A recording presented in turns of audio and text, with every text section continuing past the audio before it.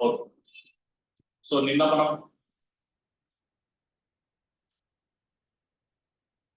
law of contracts chapter అయిపోయింది కదా, contract clear done. So today we are starting new chapter which is known as law of torts. So law of torts కూడా contracts లాగా it is a very important topic, from exam point of view. So every year exam లో questions అడుగుతున్నాడు from this particular topic. Recent గా జరిగిన TS law set 5-year 2023 exam లో 3 questions అడగడం జరిగింది ఈ topic. And TS law set 3-year నుంచి 4 questions from 2 shifts.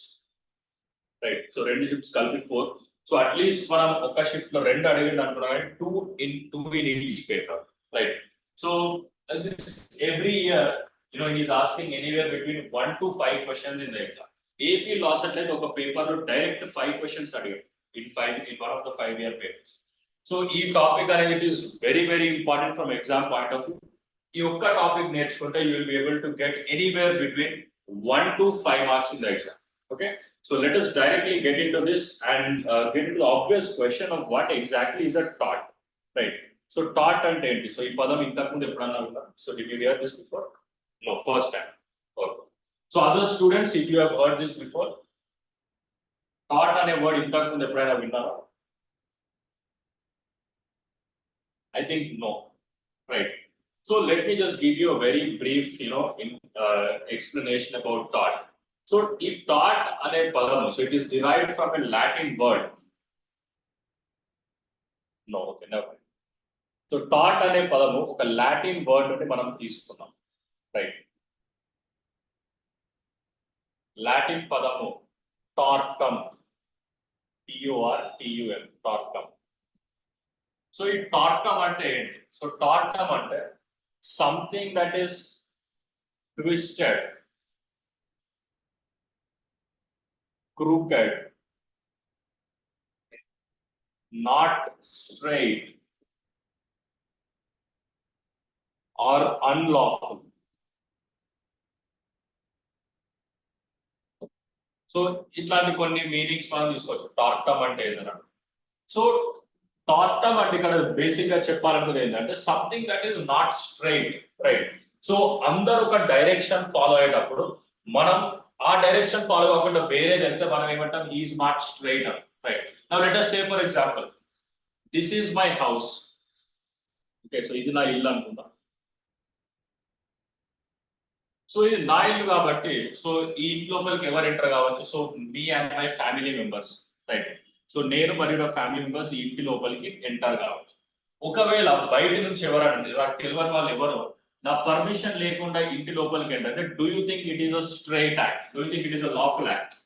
No, right? So that becomes a tort. So tort అనేది బేసికల్ గా it is a civil wrong, right? So tort అనేది it is a civil wrong. So civil wrong అంటే ఏంటో కూడా మనం తెలుసుకుందాం, right? So what is a civil wrong? We will understand that. So crime లో అంటే లాలో మనం కొన్ని ఇంపార్టెంట్ థింగ్స్ తెలుసుకోవాలంటే what civil wrong and criminal wrong, right? So what you think is the difference between civil wrong and criminal wrong? Civil wrong అంటే legally wrong, okay. Criminal wrong offense. So what is an offense? So we will understand this thing. Civil wrong అంటే so ఒక civil తప్పులో there is a violation of private rights, right? Private rights అంటే private గా ఒక మనిషికి ఉన్నటువంటి rights. Now let us say for example, ఇది నా ఇల్లు, ఓకే? సో నా ఇంటి లోపలికి ఎవరైనా పర్మిషన్ లోపలికి ఎంటర్ అయితే ఎవరి రైట్స్ వైలేట్ అవుతున్నాయి? నా రైట్స్ వైలేట్ అవుతున్నాయి. These are my private rights, right?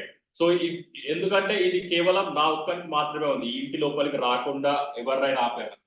So ఆ హక్కు వైలేట్ అయినప్పుడు that is known as a private right violation. Private హక్కు ఉల్లంఘనకు గురైంది. సో సివిల్ రాంగ్ లో ఎప్పుడైనా కానీ ప్రైవేట్ రైట్స్ మాత్రమే వైలేట్ అవుతాయి, public rights violate. Public rights అంటే అది కూడా మనం డిస్కస్ చేయాలి, రైట్? సో టార్ట్ గురించి ఇంకొక ఫీచర్ ఏంటంటే, సో టార్ట్ గురించి ఇంకొక ఇంపార్టెంట్ ఫీచర్ ఏంటంటే it is not codified or unwritten law. అంటే ఇప్పుడు law of contracts, law of contracts ఎక్కడైనా రాస్తుందా? ఒక లాలో రాస్తుంది. ఏ లా అది? Indian contract act, right? So Indian contract act ఏ ఇయర్ లో తయారు చేయడం జరిగింది? 19 Indian Contract Act was enacted in which year? 1872. Sorry? 1872, sir. Very good 1872. So 1872 లో ఒక యాక్ట్ మనం తయారు చేసుకోవడం that is known Indian contract act. So ఈ ఇండియన్ కాంట్రాక్ట్ చట్టంలో అసలు కాంట్రాక్ట్ లోపలికి ఎవరు ఎంటర్ కావచ్చు, లేకపోతే ఎటువంటి ఆబ్జెక్ట్ ఉండాలి, ఎటువంటి కన్సిడరేషన్ ఉండాలి, సో ఇవన్నీ మనం కాంట్రాక్ట్ యాక్ట్ లో మెన్షన్ చేయడం తెలుసు. దాంతో పాటు ఇంకొన్ని యాక్ట్స్ ఉన్నాయి like sale of goods act. So ఆ యాక్ట్ కూడా కాంట్రాక్ట్ కి ఎక్స్టెండెడ్ యాక్ట్ అని చెప్పవచ్చు. బట్ టాట్ లాకి ఇట్లాంటి ఒక రిటర్న్ లా అనేది లేదు, రైట్? సో రిటర్న్ లా అనేది that is a not codified or unwritten law. So unwritten law ని జనరల్ గా మనం ఏమంటామంటే జస్ట్ నాన్ స్క్రిప్టమ్. జస్ట్ అంటే లా, స్క్రిప్టెడ్ అంటే రాసింది అన్నట్టు, నాన్ స్క్రిప్టెడ్ అంటే రాయని. So just non scripted meaning ఏంటి అని అడుగుతాడు exam. What is the meaning? Unwritten law, right? So unwritten law. ఇప్పుడు మనం బ్రిటిష్ కాన్స్టిట్యూషన్ ని తీసుకుంటే బ్రిటిష్ వాళ్ళకి ఒక రిటర్న్ రాజ్యాంగం అనేది లేదు. So they have an unwritten law, right? So unwritten law అన్నప్పుడు మన అసలు జనరల్ బేసిక్ థింగ్స్ మనకి ఎట్లా తెలుస్తాయి? ఇది టాటా కాదా మనకి ఎట్లా తెలుస్తుంది? అసలు లా లేనప్పుడు ఎట్లా తెలుస్తుంది? సో ఎట్లా మనకు తెలుస్తుంది అంటే it is from the decisions given by the English courts. English courts అంటే what is the meaning of English courts? Courts which are there in England, right? So టాట్ లా యొక్క ఆరిజిన్ అంటే టాట్ లా అనేది English లా అంటే England లో పుట్టడం జరిగింది, right? So అక్కడ వేరియస్ ఇంగ్లీష్ కోర్ట్ ఇచ్చినటువంటి జడ్జ్మెంట్స్ బేస్ చేసుకొని మనం టాట్ లా తయారు చేయడం జరిగింది. సో అప్పుడు ఇంగ్లీష్ కోర్ట్, బట్ ఇప్పుడు ఇండియన్ కోర్ట్స్ కూడా ఉన్నాయి. సో కొన్ని ఇండియన్ కోర్ట్స్ కూడా జడ్జ్మెంట్స్ ఇవ్వడం జరిగింది and based on that we are following టాట్ లా ఇన్ ఇండియా. సో ఇండియాలో కోర్ట్ ఇచ్చినటువంటి జడ్జ్మెంట్ మేరకు వీ హావ్ క్రియేటెడ్ టాట్స్. అంతేగాని మనకు ఒక ప్రాపర్ రిటర్న్ లా అనేది లేదు టాట్స్ కోసం, right? So this is very important. Examples, first one is trespass, right? So trespass అంటే ట్రెస్పాస్ అంటే వేరే వాళ్ళ ప్రాపర్టీ లోపలికి పర్మిషన్ లేకుండా ఎంటర్ అవ్వడం, రైట్? సో ఇప్పుడు అనిల్ నా ప్రాపర్టీ లోపలికి పర్మిషన్ లేకుండా వస్తే that is known as trespass. Second one false imprisonment. False imprisonment అంటే వాట్ ఈస్ ఫాల్స్ ఇంప్రిజన్మెంట్ అంటే వాట్ ఈస్ ఇంప్రిజన్మెంట్? జైల్, ఎవరైనా అరెస్ట్ చేయడం, రైట్? సో ఫాల్స్ ఇంప్రిజన్మెంట్ అంటే అన్యాయంగా అరెస్ట్ చేయడం. ఇంప్రిజన్మెంట్ అంటే అరెస్ట్ చేయడం, అంటే పోలీస్ అరెస్ట్ చేయడం అనే కాదు, ఎవరైనా అరెస్ట్ చేయడం. ఇప్పుడు ఫర్ ఎగ్జాంపుల్ క్లాస్ అయిపోయినాక మిమ్మల్ని అందరు నేను బయట రూమ్ లాక్ చేసి బయటకు వెళ్తాను, సో అది కూడా false imprisonment. So because of this you cannot come out, మీరు బయటికి రాలేదు. సో బయటికి రాకుండా మిమ్మల్ని ఇంప్రిజన్ చేస్తే that is known as false imprisonment. So ఇవి రెండు examples of torts, right? So కొన్నిసార్లు కొన్ని టాట్స్ క్రైమ్ కూడా కావచ్చు, రైట్? సో క్రైమ్ అయినప్పుడు అది ప్రాపర్ గా క్రిమినల్ లాలో మెన్షన్ చేయబడింది, బట్ మెన్షన్ చేయలేదు that is in the civil law, law of torts. So ఇక్కడ ఉన్న పాయింట్స్ అర్థమైన అందరికి? Any doubt or confusion online? టాట్ is the civil wrong. Late గా రావద్దు అందుకే class. Too much traffic. That is not an excuse. Very good. Next.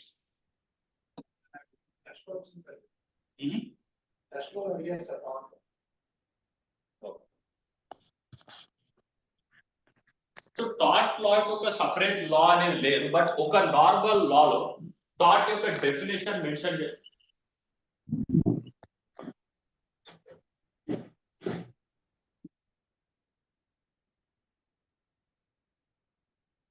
So టాట్ లాలో there is no proper definition. అంటే టాట్ అనేది ఒక టాట్ కోసం సపరేట్ లా లిఖించబడలేదు, బట్ ఒక లా ఉంది that is known as limitation act, right?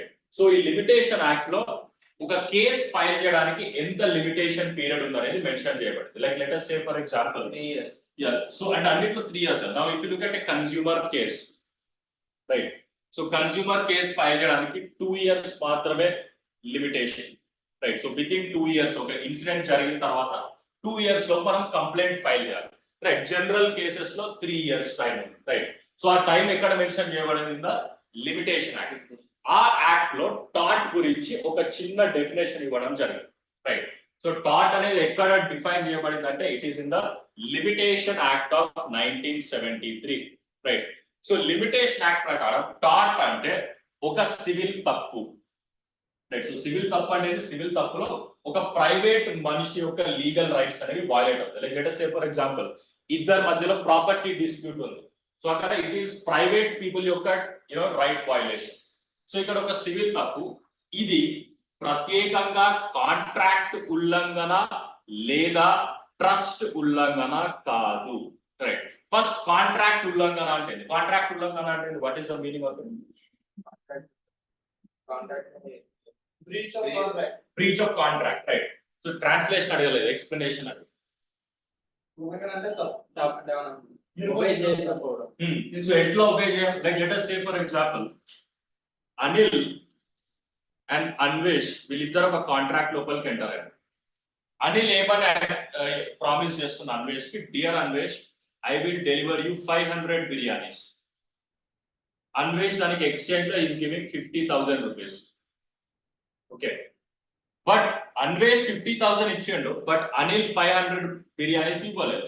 So ఇప్పుడు ఎవరు బ్రీచ్ ఆఫ్ కాంట్రాక్ట్ చేయడం జరిగింది? అనిల్. రైట్. సో కాంట్రాక్ట్ ని ఉల్లంఘించండు, మనం ఆల్రెడీ ఇంతకు చేసుకున్న ఒప్పందాన్ని ఉల్లంఘించడం జరిగింది. That is known as breach of contract, contract యొక్క ఉల్లంఘన. సెకండ్ వన్ వచ్చేసి breach of trust. Breach of trust అంటే నమ్మకాన్ని ద్రోహం చేయడం. రైట్. సో మోసం చేయడం. Right. Let us say for example Anil ఏమని చెప్పిండంటే అన్వేష్ కి, సి అన్వేష్ నేను ఒకసారి బయటికి వెళ్ళి వస్తా, నీకు ఒక 50,000 ఇస్తున్నా, ఇవి నీ దగ్గర పెట్టుకొని వచ్చినాక తీసుకుంటారు. Right. So Anil gave 50,000 rupees to Anvesh. So Anvesh ఏం చేసి 50,000 తీసుకొని he went home. Right. And he used it for his, అతను వాడుకోవడం జరిగింది. సో ఇక్కడ ఏం జరుగుతుంది? ఇక్కడ వీళ్ళిద్దరి మధ్యలో కాంట్రాక్ట్ లేదు, ఎందుకంటే కాంట్రాక్ట్ లో కన్సిడరేషన్ ఉండాలి. రైట్. సో ఇతను 50,000 ఇచ్చింది, బట్ నువ్వేమి ఇచ్చినావు? ఏమి ఇవ్వలేదు కదా. సో ఇది జస్ట్ నమ్మకంతో ఇచ్చినావు అంతే. రైట్. సో నమ్మకంతో ఇచ్చినప్పుడు నమ్మకాన్ని ఉల్లంఘించడం అనేది that is known as breach of trust, trust యొక్క ఉల్లంఘన. ఇవి రెండు కాకుండా బ్రీచ్ ఆఫ్ కాంట్రాక్ట్ అంటే కాంట్రాక్ట్ యొక్క ఉల్లంఘన మరియు ట్రస్ట్ యొక్క ఉల్లంఘన కాకుండా వేరే సివిల్ రాంగ్ ని ఏమంటాము? టార్ట్ అని అంటాం. Right. It is known as tart. This is very important. So limitation act ప్రకారం టార్ట్ అంటే, this is according to limitation act. So limitation act ప్రకారం టార్ట్ అంటే ఒక సివిల్ తప్పు. ఎటువంటి సివిల్ తప్పు? ఆ సివిల్ తప్పు either it is not a breach of contract అంటే కాంట్రాక్ట్ యొక్క ఉల్లంఘన కాదు, లేదా ట్రస్ట్ యొక్క ఉల్లంఘన కాదు. ఇవి రెండు కాకుండా వేరే ఏది ఉన్నా కానీ it becomes a tart according to this definition which is given in section 2M of limitation act. Right. So this is important. Next, first civil wrong అంటే ఒకసారి డీటెయిల్ గా మనం తెలుసుకుందాం. సో సివిల్ రాంగ్ లో there is always a violation of legal right. So ఎవరి legal rights? Legal right is private legal right. అంటే ఒక మనిషి యొక్క లీగల్ రైట్స్ అనేవి వాలేట్ అవుతాయి. సో లీగల్ రైట్స్ అంటే ఏంటి? అతనికి లా ద్వారా వచ్చినటువంటి హక్కులు. Let us say for example property ఉంది. సో అతను ఒక ప్రాపర్టీలో ఉంటాడు. I'm staying in this house. ఈ ప్రాపర్టీ లోపలికి ఎవరు రావాలి, ఎవరు రావద్దని ఎవరు డిసైడ్ చేస్తారు? The owner of the property. Right. ఎవరైనా పర్మిషన్ లేకుండా వస్తే ఆ ప్రాపర్టీ ఓనర్ యొక్క హక్కు వయలేట్ కావడం జరుగుతుంది. Right. So that is known as legal right violation. Second one, ఒక లీగల్ రైట్ వయలేట్ అయినప్పుడు దానికి ఖచ్చితంగా ఒక పరిష్కారం ఉండాలి కదా. సో రెమెడీ అంటే ఏంటి? రెమెడీ అంటే పరిష్కారం. రైట్. ఒక హక్కు వయలేట్ అయినప్పుడు దానికి ఒక రెమెడీ అనేది ఉండాలి. సో ఆ రెమెడీ ఏంటి? Right to claim compensation arises out of violation. Right.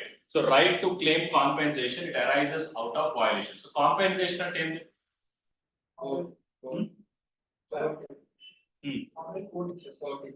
So compensation అంటే జనరల్ గా పరిహారం. రైట్.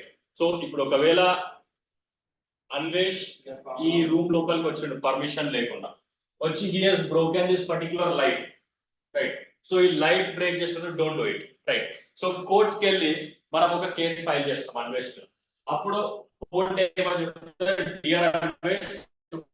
పర్మిషన్ లేకుండా వచ్చినావు, ప్లస్ ఈ లైట్ బ్రేక్ చేసినావు కాబట్టి దానికి మేబీ లెటెస్ట్ ఒక 10,000 అయితే 10,000 rupees you pay compensation. Right. Yeah, court will decide how much compensation you have to pay. So next thing, because this is based on a maxim which is known as ubi jus ibi remedium. So ante where there is a right, there is a remedy. So ఎప్పుడైతే మనకు ఒక right ఉంటుందో, so there is a remedy always. లేదా where there is a wrong, there is a remedy. So ఎందుకంటే ఒక right ఉంది, మనకు ఒక హక్కు ఉంది, బట్ దానికి రెమెడీ లేకపోతే దాని యూజ్ సో ఇప్పుడు మన ప్రాపర్టీ లోపలికి ఎవరు రావద్దు అని దట్ ఈస్ మన హక్కు. బట్ ఎవరైనా వస్తే మనం ఏం చేయలేకపోతే there is no use of that, right? So అందుకని where there is a wrong, where there is a right, there is a remedy. So ఈ మ్యాగజైన్స్ కూడా చాలా ఇంపార్టెంట్. ఎవ్రీ ఇయర్ క్వశ్చన్స్ పెడతాం. మ్యాగజైన్స్ గురించి will take a separate class, but ఎక్కడెక్కడైతే అడుగుతుందో you try to note them down. Next thing, unliquidated damages. Unliquidated damages అనేవి అన్ని civil wrongs లో ఉండవు, but it is specific to taught, right? So taught లో damages అనేవి ఎట్లాంటి damages? Unliquidated damages, right? So ఇక్కడ డ్యామేజెస్ అనే పదం వాడుతున్నాడు. డ్యామేజెస్ అంటే what is damages?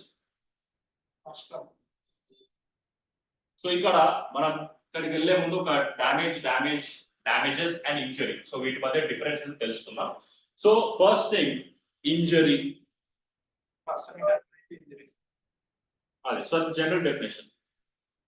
Second one, damage, అందరు రాసుకోవాలి నోట్బుక్ లో.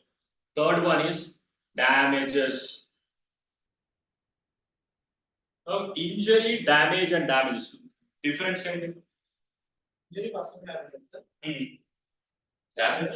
damage property can an object can happen. Okay. Damage అంటే set of problems. Plural అంటే రెండు మూడు డ్యామేజ్ చదివితే డ్యామేజెస్. సో ఇక్కడ మనం బేసిక్ థింగ్ తెలుసుకోవాల్సింది ఏంటంటే ఇంజరీ అంటే violation of legal right. Injury అంటే వయలేషన్ ఆఫ్ లీగల్ రైట్ అంటే మన హక్కు యొక్క ఉల్లంఘన, రైట్? సో మన హక్కు యొక్క ఉల్లంఘన మనం ఏమంటాము? ఇంజరీ అంటాము.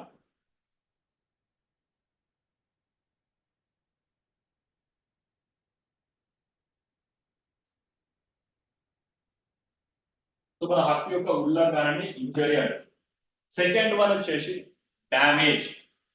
డ్యామేజ్ అంటే ఏంటి? సో డ్యామేజ్ అంటే మనకు జరిగినటువంటి నష్టము. సో డ్యామేజ్ అంటే యాక్చువల్ లాస్. యాక్చువల్ లాస్ ఏమైనా అన్వేష్ లోపలికి వచ్చి ఈ లైట్ పగలగొట్టినప్పుడు దేర్ ఇస్ అ లాస్, మనకు ఒక డ్యామేజ్ జరిగింది, right? So that is known as loss. So ఇప్పుడు అన్వేష్ వచ్చి ఎవరైనా కొట్టిననుకో, so that is also a damage which has happened, right? Third one, damages. Damages అంటే కాంపెన్సేషన్ లేదా పరిహారం.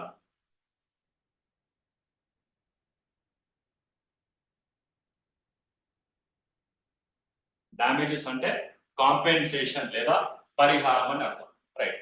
సో జనరల్ గా మనం ఇంజరీ అంటే ఏమనుకుంటాం? ఎవరికైనా ఒక దెబ్బ తాకితే లేదా ఫిజికల్ ఇంజరీ జరిగితే ఇంజరీ అనుకుంటాం. అది basic definition of injury. But Lalo injury అంటే it is legal injury. So legal injury అంటే వయలేషన్ ఆఫ్ లీగల్ రైట్. మనకు ఉన్నటువంటి ఏదైనా ఒక హక్కు వయలేట్ అయినప్పుడు, very good, right? So that is known as violation of legal right. Damage అంటే నష్టము లేదా యాక్చువల్ లాస్. డ్యామేజెస్ అంటే మనకు జరిగినటువంటి నష్టానికి ఇచ్చేటటువంటి పరిహారం, that is known as compensation, right? So injury, damage and damages difference అర్థమైంది? Online any confusion? No, sir. Very good, right? So ఇక్కడ ఏమంటున్నాము? Unliquidated damages, right? Very good. So others are not responding. So unliquidated damages అంటే these damages are determined by the judge and not determined by the parties before. అంటే ఈ damages అంటే మన పరిహారం అనేది judge decide చేస్తాడు మనం కోర్టుకి వెళ్ళిన తర్వాత, అంతేగాని మనం ఇద్దరం డిసైడ్ చేసుకోం. ఎందుకు మనం ఇద్దరం డిసైడ్ చేసుకోమని కూడా మనం డిస్కస్ చేసాం. బట్ అంతకన్నా ముందు కాంట్రాక్ట్ లో ఇద్దరే డిస్కస్ చేసుకుంటారు. ఎందుకంటే ఇప్పుడు అన్వేష్ ఒక 500 బిర్యానీస్ డెలివర్ చేస్తున్నారు. ఒకవేళ అన్వేష్ డబ్బులు ఇవ్వకపోతే అనిల్కి జరిగిన నష్టం ఎంత? 50,000 రూపీస్ ఎంతో. అది డ్యామేజ్ ఆల్రెడీ డిసైడ్ అయిపోయింది. ఇక్కడ కాంట్రాక్ట్ దగ్గర లిక్విడేటెడ్ డ్యామేజ్. స్టార్ట్ లో ఏ డ్యామేజ్ ఉంది? అన్లిక్విడేటెడ్ డ్యామేజెస్. ఎందుకు అన్లిక్విడేటెడ్ డ్యామేజెస్? సో ఇప్పుడు ఫర్ ఎగ్జాంపుల్ ఇది అనిల్ అనుకుందాం. So this is Anil's property. So Anil's property అయినప్పుడు అనిల్ ప్రతి ఒక్కరితోని అగ్రిమెంట్ చేసుకోలేడు కదా.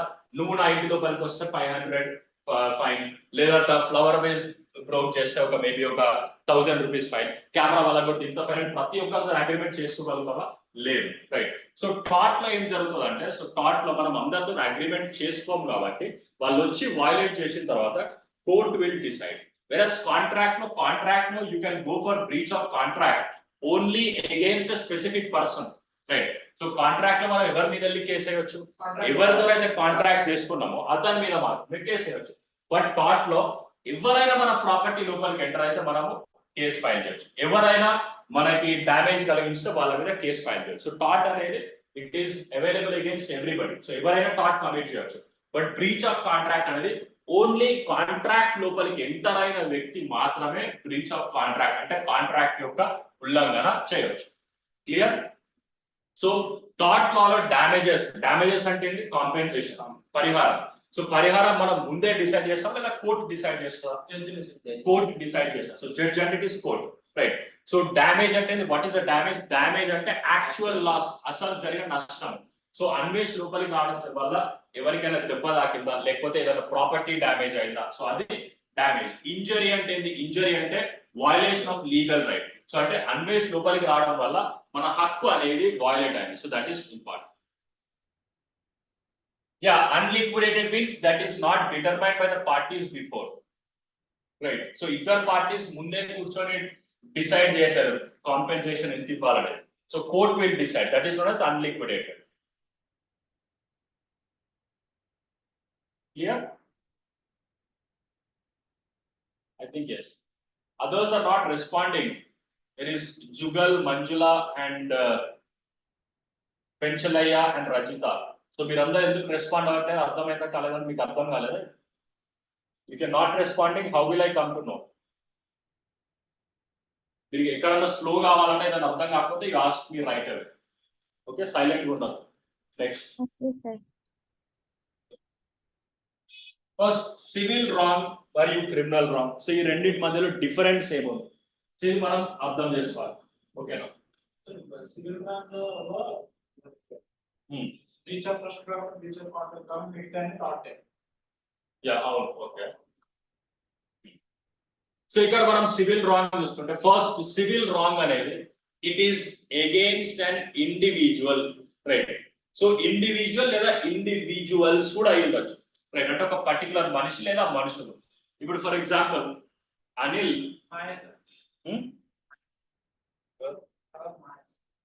So Anil has entered into property, ఒక వేరే వాళ్ళ ప్రాపర్టీ లోపలికి entered into X property. X అనే వ్యక్తి ప్రాపర్టీ లోపలికి అతను ఎంటర్ అయ్యాడు. సో ఇక్కడ ఎవరికి అగేన్స్ట్ గా అనిల్ తప్పు చేయడం జరిగింది? X, right. సో ఎక్స్ కి విరుద్ధంగా ఇతను ఒక తప్పు చేయడం జరిగింది. సో హియర్ అది సివిల్ రాంగ్ లో జరుగుతుంది. సివిల్ రాంగ్ లో కేవలం ఒక ఇండివిజువల్ అంటే ఒక నార్మల్ మనిషికి అగేన్స్ట్ గా మనం తప్పు చేస్తున్నాం. బట్ క్రిమినల్ రాంగ్ లో this is a wrong against the state. So state అంటే స్టేట్ అంటే ఇక్కడ గవర్నమెంట్ లేదా ప్రభుత్వం అని మనం చెప్పవచ్చు, రైట్. సో లేదా రాజ్యం అని చెప్పవచ్చు. సో రాజ్యానికి అగేన్స్ట్ గా క్రైమ్ ఎట్లా జరుగుతుంది? ఇప్పుడు ఫర్ ఎగ్జాంపుల్ అనిల్ ఉన్నాడు, ఓకే. సో అనిల్ ఎక్స్ అనే వ్యక్తిని చంపేయడం జరిగింది, రైట్. సో ఇక్కడ నష్టపోయింది ఎవరు? X, okay. బట్ ఎందుకు ఇది రాంగ్ అగేన్స్ట్ ద స్టేట్ అంటున్నాం?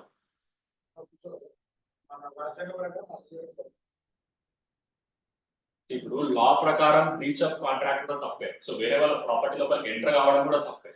సో ఇక్కడ అనిల్ ఒక మనిషిని చంపేసిండు. అనిల్ ఒక మనిషిని చంపేసినప్పుడు అది చంపేసిన మనిషికి తప్పు జరిగింది, కానీ స్టేట్ అగేన్స్ట్ ఎందుకు జరిగింది? రాజ్యానికి వ్యతిరేకంగా. వేరే లాలో కూడా రూల్స్ వైలేట్ అయ్యాయి.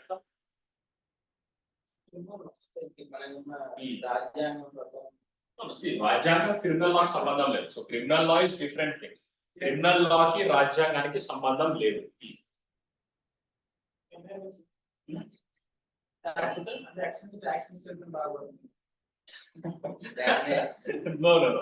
అది రీజన్ ఏంటంటే, ఇప్పుడు for example Anil and X అనే పర్సన్ వాళ్ళిద్దరు ఒక కాంట్రాక్ట్ లోపలికి ఎంటర్ అయ్యి, ఎక్స్ ఒకవేళ అనిల్ కి డబ్బులు ఇవ్వకపోతే నష్టపోయింది ఎవరు?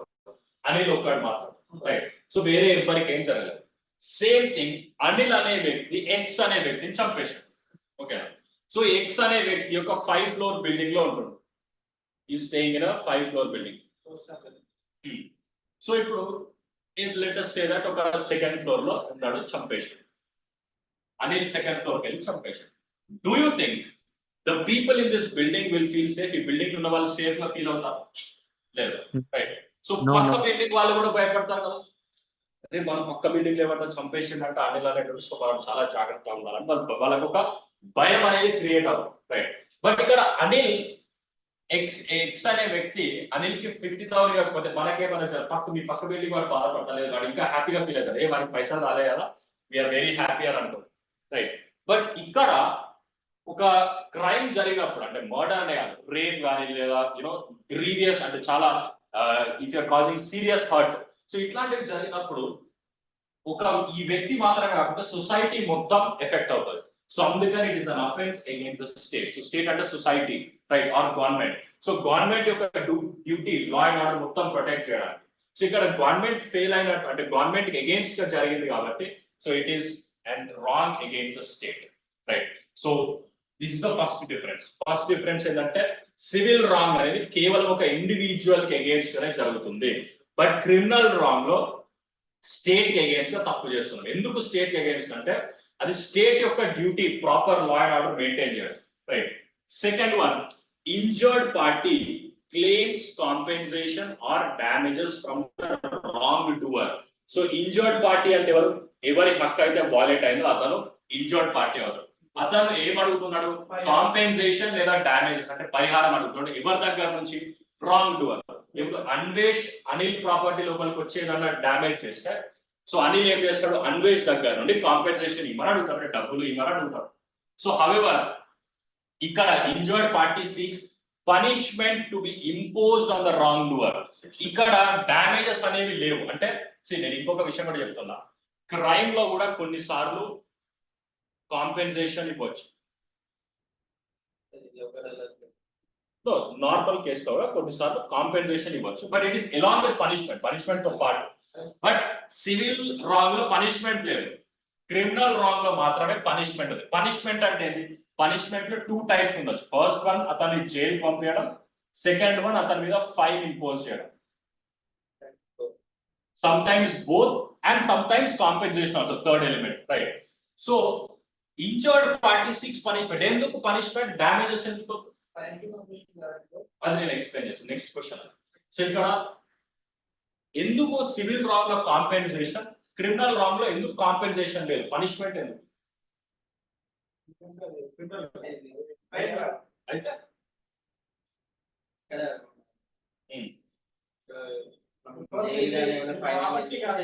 అందరికి బాండ్ చేసినట్టు ఉంటుంది, ఇంకొకరు ఎవరు రిపీట్ చేయకుండా క్రిమినల్ లో. So that is one thing, but basic thing అనేది మనం బేసిక్ గా నార్మల్ గా ఆలోచిస్తాం. ఇప్పుడు ఎక్స్ అనేటువంటి చనిపోయాడు. ఇక్కడ ఎక్స్ అనేటువంటి చనిపోతే మనం ఎక్స్ తీసుకొని రావచ్చా? No chance. ఇప్పుడు అన్వేషి లైట్ వాళ్ళకి కొడితే కోటికి పోయి మళ్ళీ ఒక లైట్ తీసుకొస్తాం, simple thing, right. But X అనేటువంటి చనిపోయిన తర్వాత ఎక్స్ ని మనం తీసుకొచ్చే ఛాన్స్ ఉందా? 1% అని ఉందా? లేదు. ఇప్పుడు ఫర్ ఎగ్జాంపుల్ ఒక రేప్ జరిగింది, can you undo it? Can you bring it to the proper state again? No chance, right. So ఒక వ్యక్తికి చాలా సీరియస్ గా యూనో ఇంజరీస్ అంటే హర్ట్ జరిగింది. సో కొన్ని రోజుల తర్వాత హీల్ అవుతారేమో, but he is always in that trauma and entire society is getting affected. As a result మనం ఏం చేస్తున్నాం? పనిష్మెంట్ ఇంపోజ్ చేస్తున్నాం, రైట్. సో డామేజెస్ కాకుండా. సో ఇక్కడ కాంపెన్సేషన్ కి ఫైన్ కి డిఫరెన్స్ ఏంటి? కాంపెన్సేషన్ అంటే ఆ వ్యక్తికి వెళ్తాయి, ఎవరి హక్కులు అయితే వాలేట్ అయినావో అతనికి వెళ్తాయి. బట్ ఫైన్ అనేది గవర్నమెంట్ కి వెళ్తాయి, రైట్. Simple thing. సో ఇప్పుడు మన హైదరాబాద్ లో ట్రాఫిక్ పోలీస్ ఉన్నారు. So they are less of traffic police, more of cameramen. ఫోటోలు కొట్టడంలో ఫస్ట్ ఉంటారు. సో వాళ్ళు ఫోటో కొడుతున్నారు, ఫోటో కొట్టి మనకు ఒక చలాన్ పంపిస్తారు, ఫైన్ మనం కడుతున్నాం. ఎవరికి వెళ్తున్నాయి డబ్బులు? గవర్నమెంట్. బట్ ఇక్కడ మనం నార్మల్ గా ఎవరి ఇంటికి వెళ్ళి వాళ్ళకి డ్యామేజ్ కలిగిస్తే వాళ్ళకి మనం కాంపెన్సేషన్ పేమెంట్ చేస్తున్నాం. సో ఫైన్ అనేది is pay to the state, compensation అనేది ఇండివిజువల్ కి ఇస్తున్నాం. Clear? Third point, injured party sues the wrong doer. Injured party అంటే ఎవరి హక్కు అయితే వయలేట్ అయిందో అతన్ని మనం ఇంజర్డ్ పార్టీ అంటారు. సూస్ అంటే ఏంటి? సూస్ అంటే కేసు ఫైల్ చేయడం, కేసు వేయడం. ఎవరి మీద కేసు వేస్తున్నాడు? అగైన్స్ రాంగ్ డూవర్ అంటే ఎవరైతే తప్పు చేసిరో అతని మీద కేసు ఫైల్ చేస్తున్నారు. ఇక్కడ state prosecutes the wrong doer. State case file చేస్తుంది ఎవరి మీద, ఎవరైతే తప్పు చేసినో అతని మీద. సో ఇప్పుడు నార్మల్ గా ఏదైనా మర్డర్ జరిగితే స్టేట్ వర్సెస్ అక్యూజ్ అంటే స్టేట్ బస్. మనం వెళ్ళి కంప్లైంట్ ఇవ్వచ్చు. ఇప్పుడు అనిల్ మర్డర్ జరిగిందని చూస్తాడు బయట, చూసి పోలీస్ స్టేషన్ లో కంప్లైంట్ ఇస్తాం. బట్ కంప్లైంట్ ఇచ్చిన తర్వాత పోలీస్ వాళ్ళే వెళ్ళి కేసు ఫైల్ చేస్తారు కోర్టులో. సో అందుకే it is always state versus accuse. So police అంటే పోలీస్ స్టేట్ లో భాగమే కదా, they are part of government కదా. So they will prosecute the wrong doer. So wrong doer ని వాళ్ళు ప్రాసిక్యూట్ చేసి ఇతను తప్పు చేసి they try to prove it, right. That is one thing. Civil wrongs అనేవి they are less serious general గా, right. ఇప్పుడు 50,000 ఇవ్వకపోవడానికి ఒక మనిషిని చంపేయడానికి there is a lot of difference, right. So civil wrongs అనేవి లెస్ సీరియస్, క్రిమినల్ రాంగ్స్ అనేవి more serious. ఇక్కడ ఎగ్జాంపుల్స్ ఇచ్చాం. ట్రెస్ పాస్ అంటే what is ట్రెస్ pass?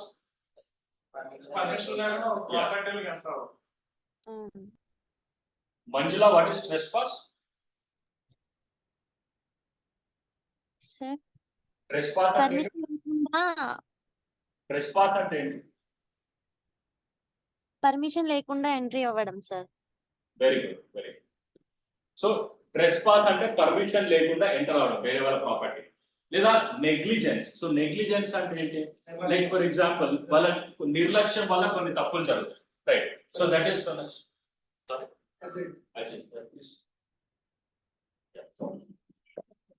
So negligence అంటే నిర్లక్ష్యం, రైట్. సో ఇప్పుడు నెగ్లిజెన్స్ ఒక మంచి ఎగ్జాంపుల్ ఏంటంటే యాక్సిడెంట్, రైట్. సో యాక్సిడెంట్ మనము ఒక మనిషిని చంపేయాలని చేయం. సో మనం ఏంటంటే కొంచెం పట్టిస్తాం, ఇవన్నీ గుర్తుతాంలే అనుకొని వెళ్తాం. బట్ సడన్ గా ఎవరినో ఒకరిని చంపేస్తాం. So that becomes negligence. Yeah, nuisance, right? You know what is nuisance? So nuisance is again divided into public nuisance and private nuisance. So public అందరికి మనం nuisance క్రియేట్ చేస్తే అది క్రైమ్ అయిపోతుంది. బట్ ఒక మనిషికి క్రియేట్ చేస్తే ఇట్ బికమ్స్ అ టాట్, right. So criminal law లో ఎగ్జాంపుల్స్ ఏమైనా రేప్, మర్డర్, థెఫ్ట్. సో ఇవన్నీ examples of criminal law. So difference అర్థమైందా? Civil wrong, criminal wrong, right. Any doubts or confusion online? Sir, accident మనకి no civil sir. Very good. accident civil law లో వస్తుంది, criminal law లో వస్తుంది. Accident. ఇప్పుడు for example నేను ఒక మనిషిని చంపాలని యాక్సిడెంట్ చేస్తాను, దట్ బికమ్స్ అ క్రైమ్. నేను నాకు ఇంటెన్షన్ లేదా, ఇంటెన్షన్ ఉంది. సెకండ్ కేసులో నేను స్పీడ్ వెళ్తున్నా, దానివల్ల ఒకతను చనిపోతాడు. సో అది ఇట్ బికమ్స్ దానికి కొంచెం తక్కువ పనిష్మెంట్ ఉంటుంది. బట్ మనం కావాలని చంపేస్తే it becomes more punishment. Motive better వస్తుంది. Yeah, intention is very important. Very good, very good. Next, essentials of a టాట్. సో ఒక టాట్ జరగడానికి మనకి ఇంపార్టెంట్ ఇంగ్రీడియంట్స్ అంటే ఇంపార్టెంట్ గా ఏమేమి అవసరం? First thing, wrongful act or violation of legal right. అంటే ఒక తప్పు జరగాలి. సో దానివల్ల మనకి ఏం కావాలి? లీగల్ రైట్ అనేది వయలేట్ కావాలి. సో లీగల్ రైట్ అంటే మనకు ఉన్నటువంటి హక్కు, ఏదో ఒక హక్కు వయలేట్ కావాలి. ఇప్పుడు ఫర్ ఎగ్జాంపుల్ అన్వేష్ ఇల్లు ఇక్కడ ఉంది, అజయ్ లోపలికి ఎంటర్ అవుతుంది వితౌట్ పర్మిషన్, రైట్. సో దానివల్ల అన్వేష్ యొక్క హక్కు వయలేట్ అవుతుంది. అన్వేష్ ఏ హక్కు ఉంది? ఎవరు నా ఇంట్లోకి రావాలి, ఎవరు రావద్దు అనేది అన్వేష్ డిసైడ్ చేస్తుంది. బట్ దానికి వ్యతిరేకంగా అజయ్ లోపలికి వచ్చినప్పుడు there is a legal right violation. Second one is damage. Damage అంటే what is the meaning of damage? Damage and compromise. Ah, sir, No. actual loss. నష్టం సార్. Loss, right. డ్యామేజ్ అంటే actual loss sir. నష్టం. Damages అంటే compensation, అది next stage లో వస్తుంది, రైట్. Next stage లో దాని గురించి మాట్లాడదాం. Very good. సో ఇక్కడ డ్యామేజ్ అంటే లాస్ సఫర్డ్. ఇప్పుడు ఫర్ ఎగ్జాంపుల్ అజయ్ లోపలికి రావడం వల్ల మేబీ ఈ లైట్ వల్ల కొడితే లైట్ కి డ్యామేజ్ జరిగింది, రైట్. లేదా అక్కడికి వచ్చి కొన్ని వాటర్ కింద పడేసి, సో అక్కడ కొంచెం డ్యామేజ్ జరిగింది, రైట్. లేదా అజయ్ జస్ట్ నార్మల్ గా లోపలికి వస్తే డ్యామేజ్ జరగలేదు, రైట్. సో కొన్నిసార్లు ఏంటంటే డ్యామేజ్ కూడా అవసరం లేదు, కొన్నిసార్లు డ్యామేజ్ కూడా అవసరం లేదు, జస్ట్ లీగల్ రైట్ వయలేట్ అయితే చాలు, రైట్. సో ఇప్పుడు అజయ్ నార్మల్ గా డోర్ ఓపెన్ చేసి లోపలికి వచ్చాడు, లోపలికి వచ్చి ఒక 1 సెకండ్ లోపలికి వచ్చి కెమెరా చూసి బోర్డు చాలా బాగుందని బయటకు వెళ్ళిపోయాడు, మనకేమైనా నష్టం జరిగింది? ఏం జరగలేదు, నార్మల్ గా లోపలికి వచ్చి వెళ్ళిపోయాడు.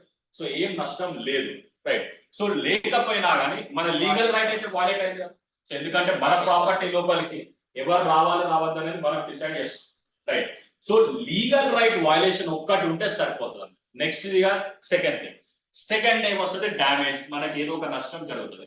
నష్టం జరిగినప్పుడు మనం ఏం చేస్తాం, కోర్టుకి వెళ్తాం. కోర్టుకి వెళ్ళినప్పుడు కోర్టు మనకి ఏం అవాయిడ్ చేస్తుంది, డ్యామేజెస్ అంటే మీనింగ్ అయితే డ్యామేజెస్ అంటే పరిహారం, రైట్, లేదా కాంపెన్సేషన్, రైట్. సో మళ్ళీ ఇంజరీ అంటే what is injury, violation of legal right. So injury అనేది it is an essential ingredient.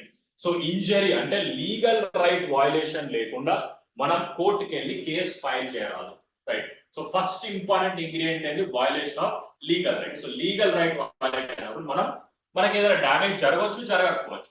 Third thing, మనం కోర్టుకి వెళ్తాం. కోర్టుకి వెళ్ళినప్పుడు court will give us compensation లేదా పరిహారం, right. Clear? Yeah. Next, types of torts. So మన ఎగ్జామ్ పాయింట్ ఆఫ్ వ్యూ నుంచి మనం 3 important types of torts discuss చేయాలి. First one is intentional tort. Intentional tort అంటే ఇంటెన్షన్ తో చేయడం. లైక్ ఫర్ ఎగ్జాంపుల్ ఇక్కడ ట్రెస్ పాస్ అని ఇచ్చారు. సో ట్రెస్ పాస్ అంటే ఇప్పుడు అజయ్ అన్వేష్ ఇంటి లోపలికి ఎంటర్ అవుతుంది. సో తనకి ఎంటర్ కావాలని ఉంది కదా లోపలికి. సో ఇంటెన్షన్ అవుతుంది కదా, నేను ఈ ఇంటి లోపలికి ఎంటర్ కావాలని. So that becomes intentional tort. Second one, false imprisonment. So false imprisonment అంటే రాంగ్ కేసు అని కాదు. సో ఫాల్స్ ఇంప్రిజన్మెంట్ అనేది నార్మల్ మనిషి కూడా చేయొచ్చు. ఇప్పుడు నేను మిమ్మల్ని అందరినీ బయట లాక్ చేసి వెళ్ళిపోయినాను, దట్ ఈస్ ఫాల్స్ ఇంప్రిజన్మెంట్. అంటే నాకు మిమ్మల్ని అందరినీ లోపల పెట్టాలని ఉంది, సో అందుకనే నేను చేసిన. So that is intentional thought, right. Third one is assault, right. Assault అంటే ఏంటి? అసాల్ట్ అంటే వేరే వాళ్ళకి భయం కలిగించడం, రైట్. సో ఇప్పుడు ఫర్ ఎగ్జాంపుల్ నేను లైట్ తీసుకొని నేను కొట్టినట్టు యాక్షన్ చేస్తే అప్పుడు అది అసాల్ట్ అవుతుంది. నేను నిజంగా కొట్టలేదు, right. I did not throw the light నేను మీ మీద పడేయలేదు, బట్ జస్ట్ నేను ఏదో ఒక యాక్ట్ చేయడం వల్ల మనకు ఒక ఫియర్ అనేది క్రియేట్ అయింది. సో అప్పుడు అది అసాల్ట్ అవుతుంది, రైట్. సో మిమ్మల్ని భయపెట్టాలనే నేను ఇట్లాంటి యాక్షన్ చేస్తున్నాను. సో అందుకని దట్ బికమ్స్ అసాల్ట్. సో ఇవన్నీ ఏంటి? Intentional thoughts. ఇంటెన్షన్ తో మనం ఒక తప్పు చేస్తున్నాం. Second one is negligence. So negligence అంటే మనకి ఇక్కడ ఇంటెన్షన్ లేదు, బట్ కొంచెం లైట్ తీసుకుంటున్నాం అంటూ. సరే మనం ఎవరిని గుర్తుతాం, వీఆర్ టాప్ రైడర్స్ అనుకోని రోడ్ మీద వెళ్తాం, ఎవరినో ఒకరిని గుర్తేస్తాం అక్కడ. So negligence is very good example of negligence is accidents. Third one is strict liability. So ఈ స్ట్రిక్ట్ లయబిలిటీ ఏంటంటే మన తప్పు అసలే ఉండదు, మన ఇంటెన్షన్ ఉండదు, బట్ మనకు పనిష్మెంట్ వస్తుంది, రైట్. అంటే మనం కాంపెన్సేషన్ పే చేయాలి, మనం డ్యామేజెస్ పే చేయాలి. సో స్ట్రిక్ట్ లయబిలిటీ అంటే ఏంటో మనం డిస్కస్ చేద్దాం, but these are the basic things. So strict liability కొన్ని కేసెస్ లో వస్తుంది. ఇండియాలో స్ట్రిక్ట్ లయబిలిటీ పనిచేయదు, అబ్సల్యూట్ లయబిలిటీ అని ఉంది. సో ఆ స్ట్రిక్ట్ అండ్ అబ్సల్యూట్ లయబిలిటీకి డిఫరెన్స్ మనం తెలుసుకుందాం. But basically these are 3 types of torts. First intention తో చేసేది, second one negligence, third one is strict liability. Clear?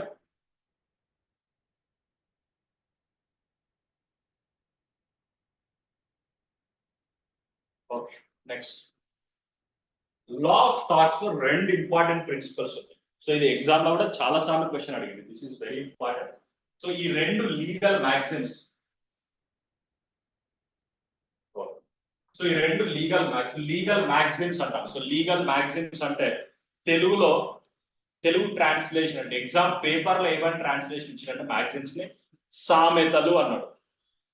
But అది ఎంతవరకు కరెక్ట్ నాకు తెలియదు, బట్ ఎగ్జామ్ లో అయితే ఇట్లానే ఇచ్చిండు. మ్యాక్సిమ్స్ అంటే సామెతలు. సరే ఏదైనా. సో ఇక్కడ 2 ఇంపార్టెంట్ టర్మ్స్ ఉన్నాయి, లీగల్ టర్మ్స్. వీటి మీనింగ్ మనం తెలుసుకోవాలి. ఫస్ట్ దీన్ని రైజ్ చేద్దాం. ఇంజూరియా సైన్ డామ్నం, రైట్. సో ఫస్ట్ ఇంజూరియా అంటే ఇంజరీ, రైట్. సైన్ అంటే without,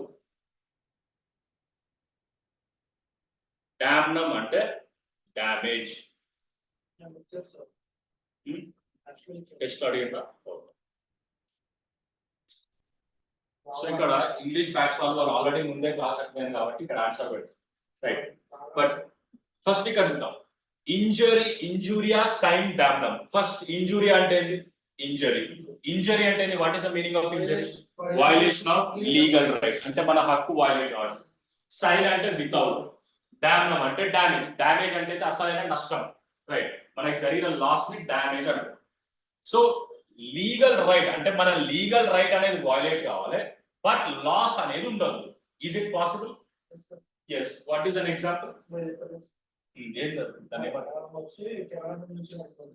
what is the term? No, that is known as trespass. Right. So trespass అనేది it is a very good example of injuria sine damnum. So injuria అంటే legal right violation. So Ajay లోపలికి వచ్చినప్పుడు మన legal right అనేది violate అయ్యింది but మనకి ఏమైనా damage జరిగిందా? జరగలేదు. సో ఇంజూరియా సైన్ డామ్నమ్ ఉన్నప్పుడు మనం ఖచ్చితంగా కోర్టుకి వెళ్ళి కేసు ఫైల్ చేయవచ్చు. రైట్, డ్యామేజ్ ఉన్నా లేకుండా. This is the first time. ఇంజూరియా సైన్ డామ్నమ్ అంటే ఇంజరీ అంటే మన న్యాయపరమైన హక్కు వయలేట్ కావడం వితౌట్ డ్యామేజ్ అంటే హక్కు వయలేట్ అవుతుంది కాకపోతే మనకి నష్టం అనేది జరగట్లేదు. నష్టం జరిగినప్పుడు కూడా మనం కేసు ఫైల్ చేయవచ్చు. సెకండ్ వన్ డామ్నమ్ సైన్ ఇంజరీ. ఇప్పుడు what is the meaning of డామ్నమ్ సైన్? డ్యామేజ్, నష్టం జరుగుతుంది బట్ మన హక్కులు ఏం వయలేట్ అవుతలేదు.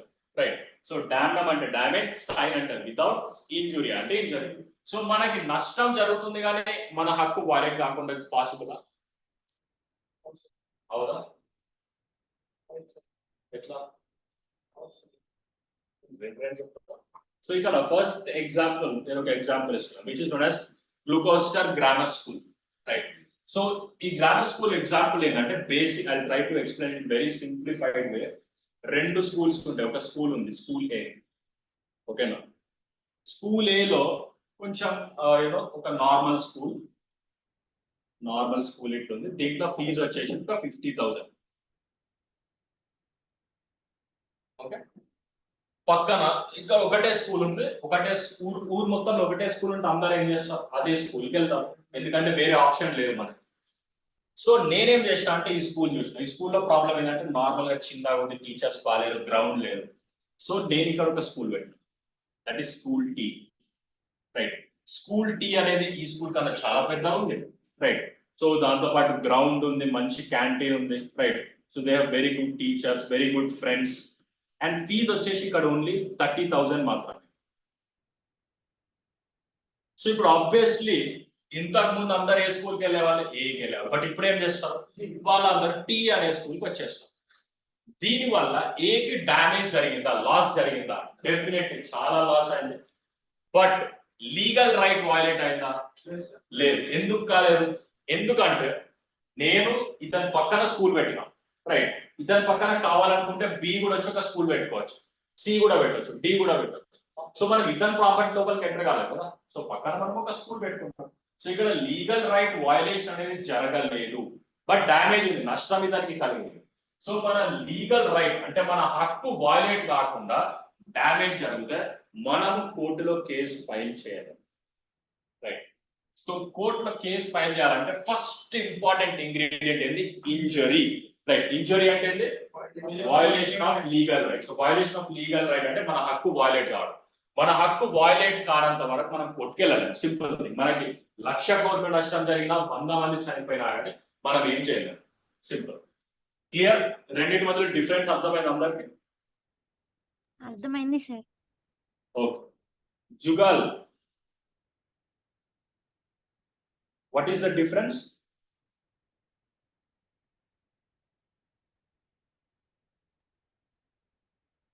Very good. Okay.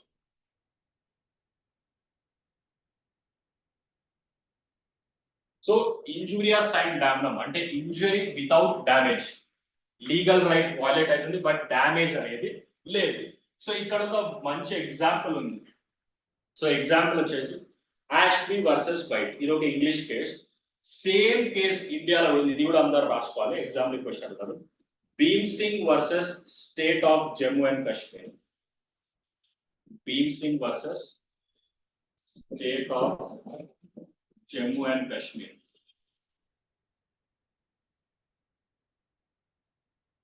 సో ఈ Bhim Singh versus state of Jammu and Kashmir and Ashley versus White రెండింటిలో సేమ్ ఫ్యాక్ట్స్ ఉన్నాయి. ఓకేనా? దీంట్లో మనం డిస్కస్ చేద్దాం. సో ఫస్ట్ యాష్లీ అనే వ్యక్తి లేదా భీమ్ సింగ్ అనే వ్యక్తి, వీళ్ళిద్దరు ఏ అనుకున్నామా దాన్ని? రైట్. సో ఏ ఏం చేస్తుందంటే ఏ వెళ్ళి ఒక దగ్గర ఓట్ వేయాలి. Right. he has to cast his vote. Vote ఎందుకు వేస్తారు జనరల్ ఎవరైనా? పార్టీని గెలిపించడానికి, రైట్?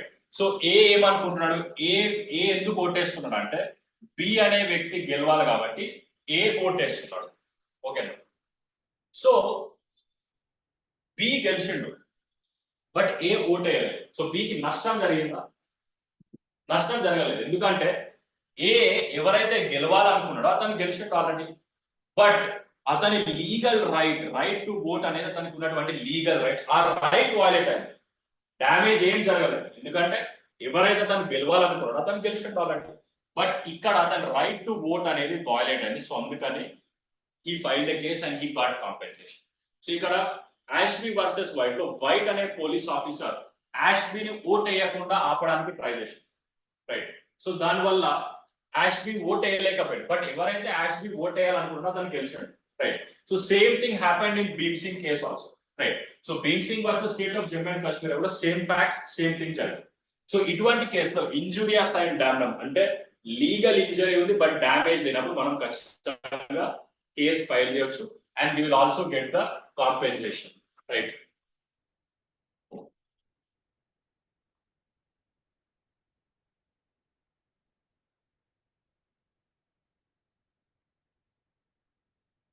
ఇంజూరియస్ అండ్ ఓటు హక్కు నాకు వాయిలేట్ అయిన case.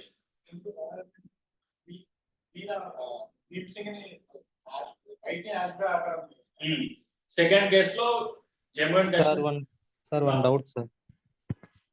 Yeah sir already punish అయ్యి జైల్లో శిక్ష అనుభవిస్తున్న వాళ్ళు ఓటేసే హక్కు అనేది ఉంటుందా వాళ్ళకి? వాళ్ళకు ఉండదు, వాళ్ళకి ఆ హక్కు ఉండదు. సో మనకు ఒక యాక్ట్ ఉంది which is known as representation of peoples act. So representation of peoples act ప్రకారం ఎవరైతే జైల్లో శిక్ష పొందుతున్నారో వాళ్ళకి ఓటేసే హక్కు లేదు, right? So I hope that is also clear. వాళ్ళు ఎన్నికల్లో పోటీ చేసి హక్కు ఉందండి మరి? సారీ, ఒక ఖైదీ శిక్ష అనుభవిస్తున్న ఖైదీ బెయిల్ మీద బయటకు వచ్చి పోటీ చేయొచ్చండి ఎలక్షన్స్ లో? బయటకు వస్తేయచ్చు బట్ లోపల ఉన్న ఖైదీకి ఓటేసే హక్కు లేదు, రైట్? సో మన రిప్రజెంటేషన్ యాక్ట్ లో proper it is mention. So ఓటేసే హక్కు అనేది లేదు. It's not. ఒకవేళ తమ వేయకపోతే జమ్మూ కాశ్మీర్ గారిని బయట గారిని ఆపారు కాబట్టి దాని చేసింది. ఎందుకంటే ఇప్పుడు అతని రైట్ అనేది అతను వెళ్ళి ఓటేయకపోతే అతని రైట్ అతనే వాయిలేట్ చేసుకుంటాడు. సో అతను కేసు అయ్యాడు. వేరే వాళ్ళు అతను ఆపితే then there is a case, right? Next thing అది మనకి చెప్తారా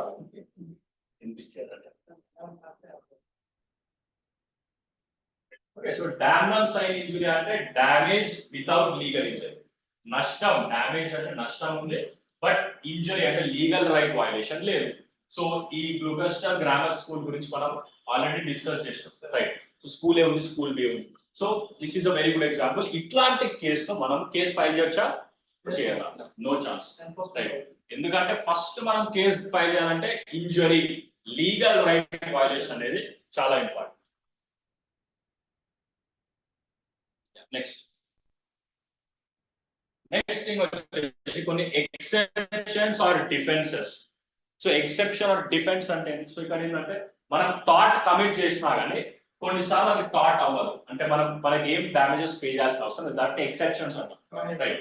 సో ఇప్పుడు ఫర్ ఎగ్జాంపుల్ జనరల్ గా లా సెట్ లో బేసిక్ ఎలిజిబిలిటీ వచ్చేసి 45% ఉండాలి, ఇంటర్మీడియట్ ఆర్ డిగ్రీలో 45% ఉండాలి. బట్ ఎస్సీ ఎస్టీ వాళ్ళకి ఒక 5% రిలాక్సేషన్ ఇచ్చింది. So this is an exception, right? Similarly ఇక్కడ కూడా మనం థాట్ కమిట్ చేస్తాం బట్ అది థాట్ అవ్వదు, రైట్? సో అది ఎట్లాంటి కేసెస్ లో జరుగుతుందో మనం చూద్దాం. 45 లేదా ఓకే. సో ఫస్ట్ థింగ్ వచ్చేసి mistake of plaintiff. First plaintiff అంటే ఎవరు తెలుసుకో, రైట్? ఒక సివిల్ కేసులో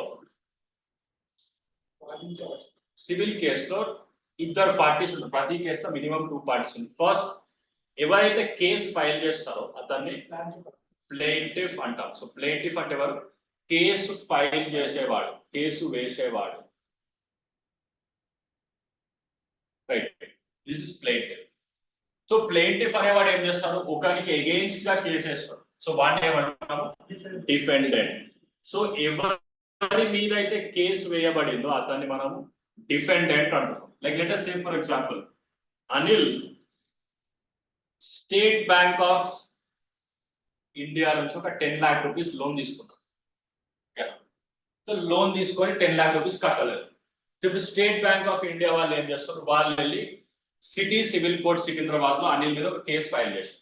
so who is the plaintiff and who is the defendant? Plaintiff has to be a defendant.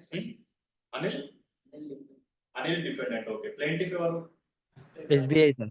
SBI, right, very good. So SBI case file చేస్తుంది కాబట్టి SBI plaintiff. Anil మీద case file చేయబడ్డది కాబట్టి Anil defendant అయితే. So ఇక్కడ mistake of plaintiff అంటున్నాం. So plaintiff అంటే case ఎవడైతే file చేస్తుందో వాడే తప్పు ఉంటే అప్పుడు అతను డిఫెండెంట్ మీద కేసు ఫైల్ చేసి టాట్ అని చెప్పలేదు. For example, very decent example for this is something like this. ఇప్పుడు ఫర్ ఎగ్జాంపుల్ ఇది ఒక రోడ్. ఓకే, సో ఇండియాలో రోడ్ మీద ఏ సైడ్ డ్రైవ్ చేయాలి? Left side, right. So left side లో వెళ్ళాలి. సో అనిల్ లాంటి ఏం చేస్తాడు, వాడు ఎట్లా పడితే అట్లా వస్తుంది. సో ఇక్కడ Anil is coming from right side. Okay, so ఇక్కడ let us say there is a person who is known as Maya. So Maya is the left side నుండి వెళ్తుంది. సో అనిల్ రైట్ సైడ్ వస్తుంది, ఎందుకంటే అనిల్ ఎట్లా పడితే అట్లా వస్తాడు కాబట్టి he's coming from right side. So ఇక్కడ ప్రాబ్లం ఏంటంటే మాయా వెళ్తుంది, రోడ్ మీద స్పీడ్ వచ్చేసి ఓన్లీ 40 kmph 40 km/h స్పీడ్ లో వెళ్ళాలి. బట్ మాయా కొంచెం అర్జెంట్ వర్క్ ఉంది. So she is going at 180 km/h. Plain road, she is riding a Kawasaki Ninja, right? So Maya ఇట్లా రోడ్ మీద వెళ్తుంది. So she is going at 180 kmph. Anil right side నుండి వస్తుంది. So Maya ఏం చేస్తుందంటే అనిల్ని గుద్దింది. As a result Anil suffered from some injury. Anil కొంచెం ఒక చిన్న చెయ్యి కొంచెం డ్యామేజ్. సో ఇప్పుడు అనిల్ ఏం చేస్తుంది, నువ్వు నన్ను గుద్దుతా అని కేసు సిటీ సివిల్ కోర్టులో ఒక కేసు వేయడం జరిగింది. ఎవరి మీద? మాయా. సో ఇప్పుడు ఇక్కడ ప్లెయింటిఫ్ ఎవరు? అనిల్. ఎందుకంటే అనిల్ కేసు ఫైల్ చేస్తుండ్రు కాబట్టి. అనిల్ వర్సెస్ మాయా. సో కేసు ఎవరి మీద ఫైల్ కాబట్టది? మాయా మీద కేసు ఫైల్ అయింది. సో అప్పుడు మాయా యూజ్ చేసే డిఫెన్స్ ఏంటంటే మిస్టేక్ ఆఫ్ ప్లెయింటిఫ్. ప్లెయింటిఫ్ యొక్క తప్పు ఉంది ఇక్కడ. సో అందుకని నేను అసలు ఎటువంటి టాట్ కమెంట్ చేయాలి. సో అనిల్ కరెక్టే, ఇప్పుడు మాయా 180 kmph నడుపుతుంది, నో ప్రాబ్లం. బట్ నువ్వెందుకు రైట్ సైడ్ వచ్చి అదే. సో ఇది సరదాగా కరెక్ట్ చేయరు, simple thing, right. So mistake of plaintiff ఒకవేళ తప్పు చేస్తే దాన్ని మనం ఒక డిఫెన్స్ లాగా వాడుకోవచ్చు. ఎవరైతే కేసు ఫైల్ చేస్తుందో అతనే తప్పు ఉంటే మనము we can use it as a defence. Second one, act of God. Act of God ని విస్ మేజర్ అని కూడా అంటారు లాటిన్ టర్మ్. సో ఎగ్జామ్ అడుగుతారు విస్ మేజర్ అంటే ఏంటంటే act of God. So act of God అంటే సింపుల్ థింగ్, మేబీ మనకు ఒక ఎర్త్ క్వేక్ రావడం, ఇక్కడ సడన్ గా ఫ్లడ్, సునామీ, సైక్లోన్. సో ఇట్లాంటివన్నీ రావడం వల్ల ఏదైనా నష్టం. ఫర్ ఎగ్జాంపుల్ ఇక్కడ అనిల్ ఉన్నాడు. సో అనిల్ యొక్క ఇల్లు ఇక్కడ ఉంది, రైట్. ఇక్కడ మాయా ఉంది, there is Maya over here. So వీళ్ళిద్దరు పక్క పక్కన ఉన్నారు. సడన్ గా ఒక సైక్లోన్ వచ్చింది. సైక్లోన్ వల్ల ఏమైందంటే అనిల్ ఇంట్లో ఉన్న వస్తువులన్నీ మాయా ఇంట్లో పడ్డాయి. బట్ జనరల్ గా మనం వేరే వాళ్ళ ప్రాపర్టీ లోపలికి ఎంటర్ కావచ్చా? కాదు. బట్ ఇక్కడ అనిల్ మొత్తం ప్రాపర్టీ మొత్తం మాయా ఇంటి లోపలికి ఎంటర్ అయింది. సో ఇక్కడ మాయా ఫైల్స్ ఏ కేస్, మాయా ట్రెస్పాస్, అనిల్ ట్రెస్పాస్ చేసినట్టు కేసు ఫైల్ చేస్తుంది. సో అప్పుడు Anil can use a defence. ఏమంటాడు? యాక్ట్ ఆఫ్ గాడ్ అంటాడు. నేను పంపేలేదు, సడన్ గా ఒక సైక్లోన్ వచ్చింది, ఆ గాలికి స్పీడ్ కి ఈ వస్తువులు వెళ్ళిపోయి అక్కడ పడ్డాయి. So that is known as act of God or విస్ మేజర్. Third one is consent of plaintiff. Very very important defence. And exam లో చాలా సార్లు క్వశ్చన్ వాలంటీ నాన్ ఫిట్ ఇంజూరియా. సో వాలంటీ నాన్ ఫిట్ ఇంజూరియా. వాలంటీ అంటే వాలంటరీగా. సో వాలంటరీగా ఎవరైతే ఏదైనా పని చేస్తారో they are not fit for injuries. నా లీగల్ రైట్ వాయిలేట్ అని వాళ్ళు చెప్పలేరు. రైట్. సో ఇక్కడ let us say for two important case law, one important case law which is known as Hall versus Brooklands Auto Racing Club.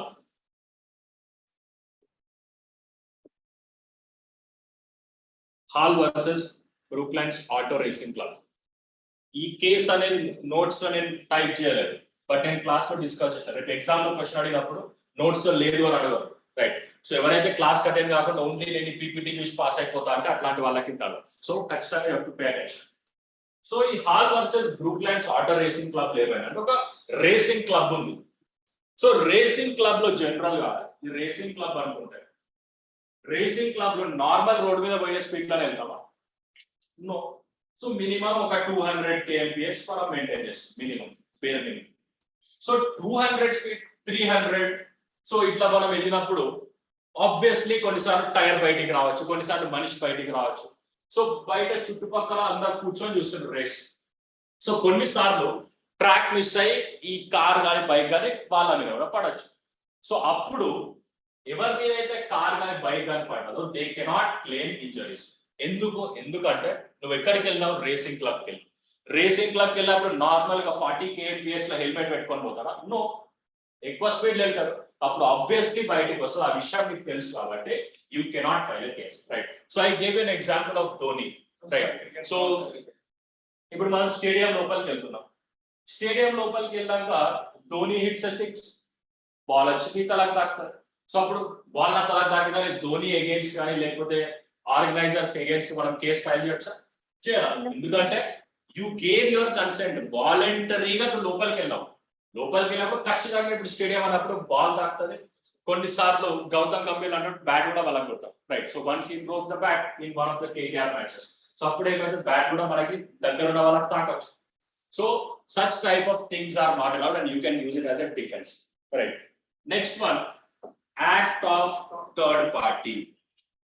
Act of third party అంటే third party చేసినటువంటి తప్పు, right. So ఇప్పుడు general గా మనము example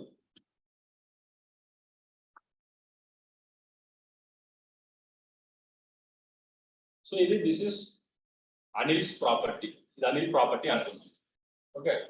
so Ajay కొత్తగా వచ్చిండు కాబట్టి అనిల్ ఏం చేసినట్టే అజయ్ ఈ రోజు మా ఇంటికి వచ్చేసాడని చెప్పాడు. అజయ్ లోపలికి అజయ్ అనిల్ ఇంటి దగ్గర రావడానికి ప్లాన్ చేసుకున్నాను.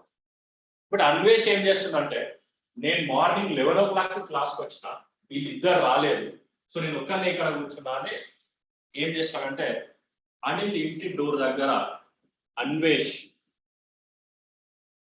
ఒక అరటిపండు తొక్క పడేస్తాను. Banana throw the peel over there. So ఇక్కడ ఇది ఉంటుంది, అజయ్ వచ్చేసి దీని మీదకి వస్తారు, దీని మీద తొక్కి కింద పడ్డారు.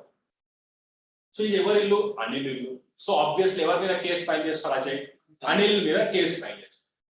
అప్పుడు అనిల్ ఏం చేస్తారంటే సీసీ కెమెరా ఓపెన్ చేసి అన్వేష్ ఇక్కడ ఇది తొక్క వేసినట్టు కాబట్టి it is a mistake of third party, act of third party. నేను తప్పు చేయను, థర్డ్ పార్టీ తప్పు వల్ల జరిగింది కాబట్టి I will get a defense.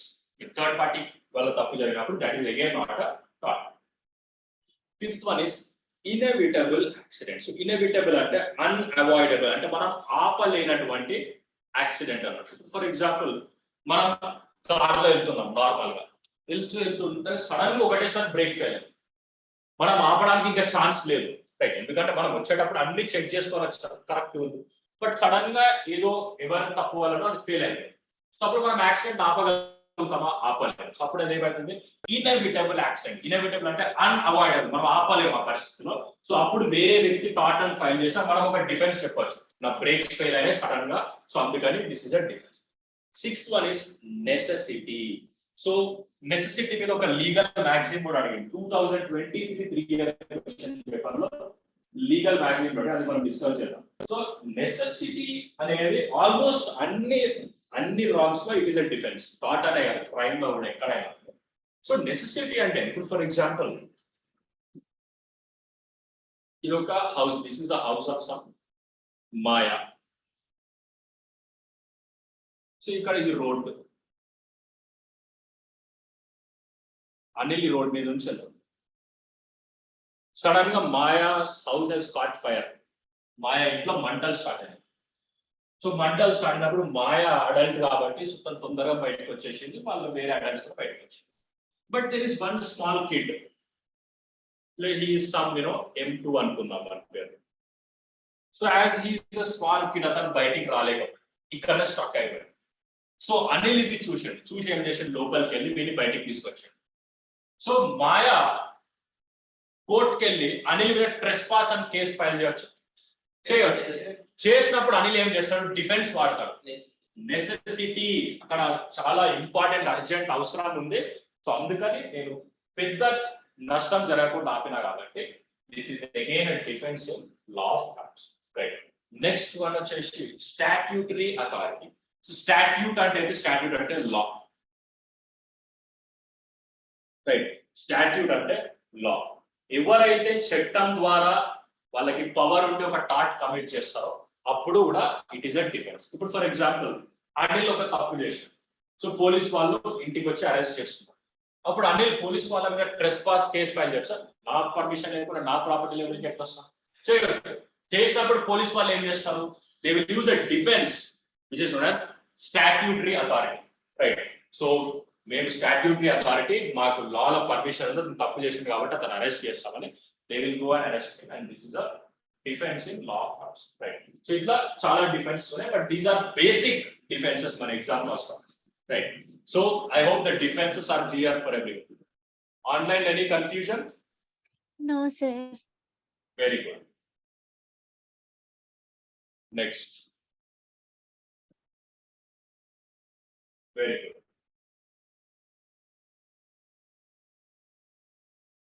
Next important defense, next important topic, law of torts. Every year, almost questions are going, which is known as vicarious liability. So ఇప్పుడు general గా మనం ఒక టార్ట్ తీసుకుంటే అనిల్ ఒక తప్పు చేసాడు, Anil made a mistake. Anil తప్పు చేసినప్పుడు పనిష్మెంట్ కానీ కాంపెన్సేషన్ కానీ ఎవరు పే చేయాలి, అనిల్, రైట్. ఎవరైతే రాంగ్ డూవర్, రైట్. టార్ట్ లో రాంగ్ డూవర్ ఏమంటారు, ఇది కూడా ఒక క్వశ్చన్, రైట్. టార్ట్ లో ఎవరైతే తప్పు చేస్తారో వాడిని ఏమంటామంటే we call him as tortfeasor. Tortfeasor ఇది కూడా ఒకసారి ఎగ్జామ్ లో క్వశ్చన్ అడిగింది, one of the years, right. A person who commits tort is known as tortfeasor. So అంటే రాంగ్ డూవర్ మన జనరల్ టర్మ్స్ లో, but technically he is known as tortfeasor. So ఇప్పుడు vicarious లయబిలిటీలో ఏమంటే it is the liability of a person for the tort committed by somebody else, right. So liable అంటే అతను బాధ్యుడు అవుతాడు ఎవరికి, వేరే వాళ్ళు చేసిన తప్పుకి. సో ఎట్లాంటి సందర్భాల్లో ఇది జరుగుతుంది, ఎవరో చేసిన తప్పుకి అనిల్కి ఎట్లా శిక్ష పడుతుంది, అదే ఎట్లా బస్ లో బస్ లో బస్ డ్రైవర్ మిస్టేక్ చేసినందుకు లోపల ఉండే వాళ్ళు, లోపల ఉండే వాళ్ళకి పనిష్మెంట్. లయబిలిటీ అంటే వాళ్ళకి వాళ్ళకి పనిష్మెంట్ వస్తారు కదా మొత్తం. మీరు లేనప్పుడు అనిల్ వచ్చి ఇక్కడ డిస్మాంటిల్ చేస్తూ మీకు శిక్ష పడుతుంది. నా ప్రాపర్టీ నాకెందుకు శిక్ష? అనే ఉద్దేశం ఏంటంటే ఇప్పుడు మీ ప్రాపర్టీ మీరు ఇన్ఛార్జ్ లో పెట్టారు, ఆ టైంలో తను కొంచెం నెగ్లిజెన్స్ నేను వచ్చి. Very good. సో అక్కడ తను ఎవరు, he's my servant, right. So ఎవరైతే ఇక్కడ చూస్తున్నారో మన సర్వెంట్ ఎవరైతే అతను తప్పు చేసినప్పుడు, సో దాట్ వైకేరియస్లీ అగ్లైన్. సో వైకేరియస్ అంటే ఒక ఇంగ్లీష్ లో ఒక టర్మ్ ఉంది, దాన్ని ఏమంటారంటే vicarious entertainment. So vicarious entertainment అంటే వేరే వాళ్ళు చేసిన దాన్ని చూసి సుఖపడడం. అంటే ఫర్ ఎగ్జాంపుల్ ఇప్పుడు ఏ ఒక పాట పాడుతుంది లేదా ఒక డాన్స్ చేస్తుంది ఇక్కడ టీవీలో, రైట్, లేదా ఇక్కడ నార్మల్ గా. సో దాన్ని చూసి మనం అందరం క్లాప్ చేస్తున్నాం, ఓ బాగా చాలా బాగుంది. That is vicarious entertainment. మనమే పార్టిసిపేట్ చేస్తే that is the general entertainment, right. So this is vicarious entertainment. Vicarious entertainment అనేది మనం సాంగ్స్ చూసి, సినిమాలు చూసి, సో ఏదన్నా చూసి మనకి ఒకవేళ if you're getting that entertainment, that is vicarious entertainment. Vicarious liability అంటే వేరే వాళ్ళు చేసిన తప్పుకి మనము లయబుల్ అవుతాం, అంటే మనము బాధ్యులం అవుతాం, రైట్. సో ఎటువంటి సందర్భాల్లో అది జరుగుతుంది. సో వైకేరియస్ లయబిలిటీ అనేది it is generally it happens in 3 cases. 3 cases లో వైకేరియస్ లయబిలిటీ వర్తిస్తుంది. Very very important. First, master servant. Second, principal agent.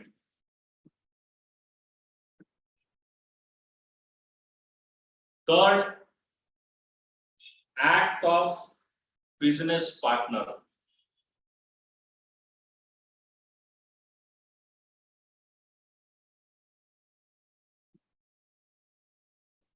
Vicarious liability ఏ సందర్భాలు వస్తుందంటే master servant, principal agent, act of business partner.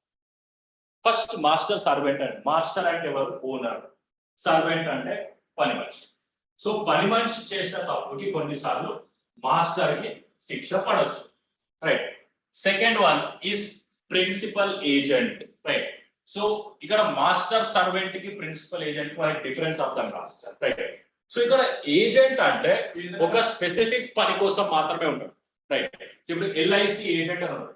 LIC agent అనే వ్యక్తి ఇతను ఎల్ఐసిలో employee కాదు, ఎల్ఐసిలో పని మనిషి కాదు, జస్ట్ ఒక పాలసీ చేస్తాడు, దానికి తగ్గట్టు డబ్బులు తీసుకుంటాడు. రైట్. సో అతను ఏమవుతాడు? Principal agent. And third one is act of business partner. అంటే ఒక బిజినెస్ పార్ట్నర్ చేసిన తప్పుకి వేరొక బిజినెస్ పార్ట్నర్ కి శిక్ష పడవచ్చు.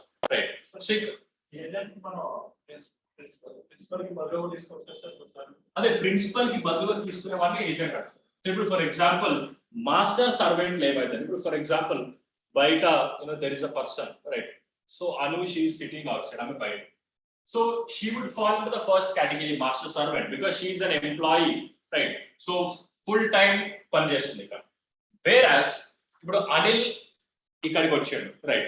సో అనిల్ ఇంటికి వస్తే నేను ఏం చేసిన, సో అనిల్ నువ్వు కొత్తగా వచ్చినావు కాబట్టి ఒక 500 తీసుకోవాలి. I gave him 500, right?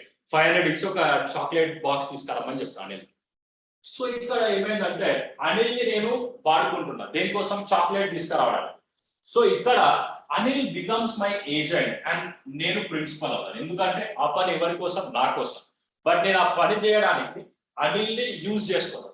So ఇక్కడ ఏమవుతుందంటే సో ఇక్కడ జస్ట్ నేను ఒక చాక్లెట్ తేవడానికి వాడుకున్నంత మాత్రం తన సర్వెంట్ అవుతాడు కాదు, రైట్? సో జస్ట్ ఈ వచ్చేది కాబట్టి తీసుకురమ్మని చెప్తాను. సో నార్మల్ గా మన friend might come, relative might come, so నేను పంపిస్తాను జనరల్ గా.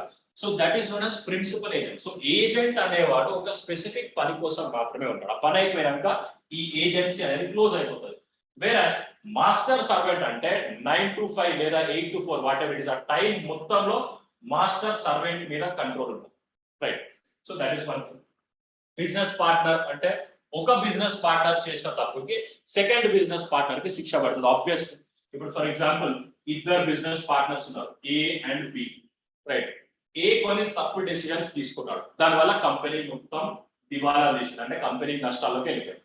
సో ఇప్పుడు బి ఏమంటాడంటే నేను అటువంటి డెసిషన్ తీసుకోండి, మంచిగా క్యాబిన్ లోపల కూర్చొని పని చేసుకుంటున్నా అంటే అది చెల్లుతారా? నో, అతనికి కూడా శిక్ష పడుతుంది, ఎందుకంటే you are a business partner. So ఈ 3 సందర్భాల్లో వేరే వాళ్ళు చేసిన తప్పుకి మనము లయబుల్ అవుతాం. So that is known as vicarious liability. So ఈ వైకేరియస్ లయబిలిటీ అనేది 2 ఇంపార్టెంట్ మ్యాగజైన్స్ మీద బేస్ అయ్యింది, రైట్? ఈ మ్యాగజైన్స్ కూడా ఎగ్జాంపుల్ అడుగు. ఫస్ట్ వన్ ఈస్ క్వి ఫెసిట్ పర్ అలియం, ఫెసిట్ పర్ సే. దీని మీనింగ్ ఏంటంటే he who acts through another, he who acts through another acts through himself.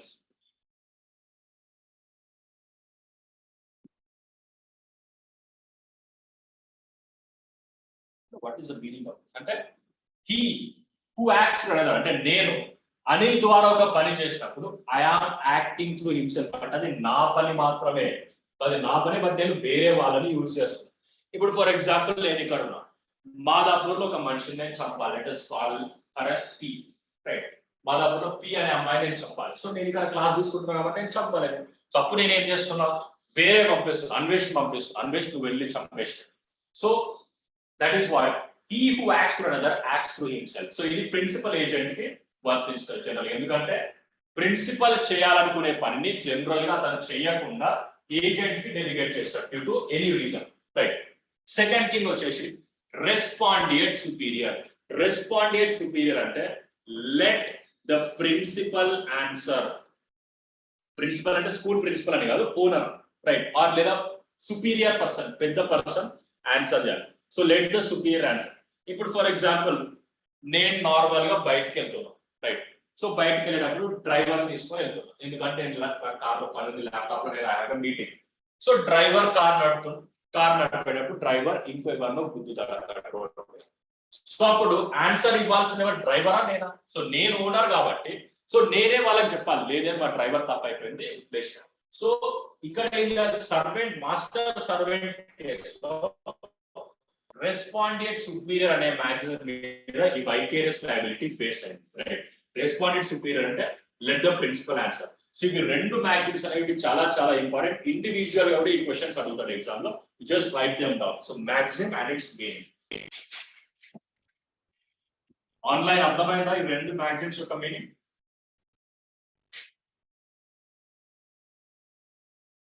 Everybody, did you understand this thing?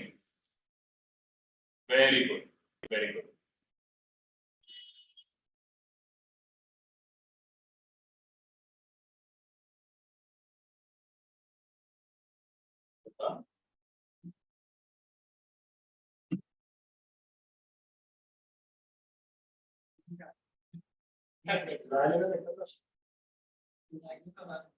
Two magazines are last time.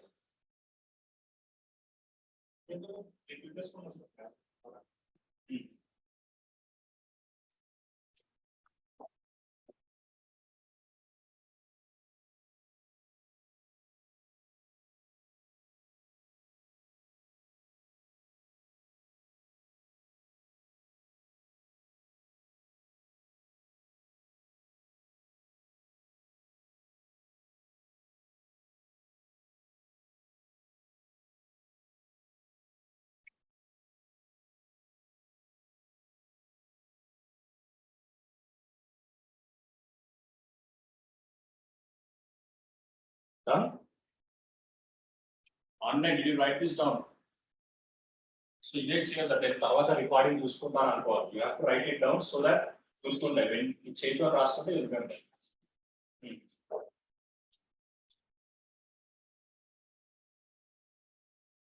Good, very good.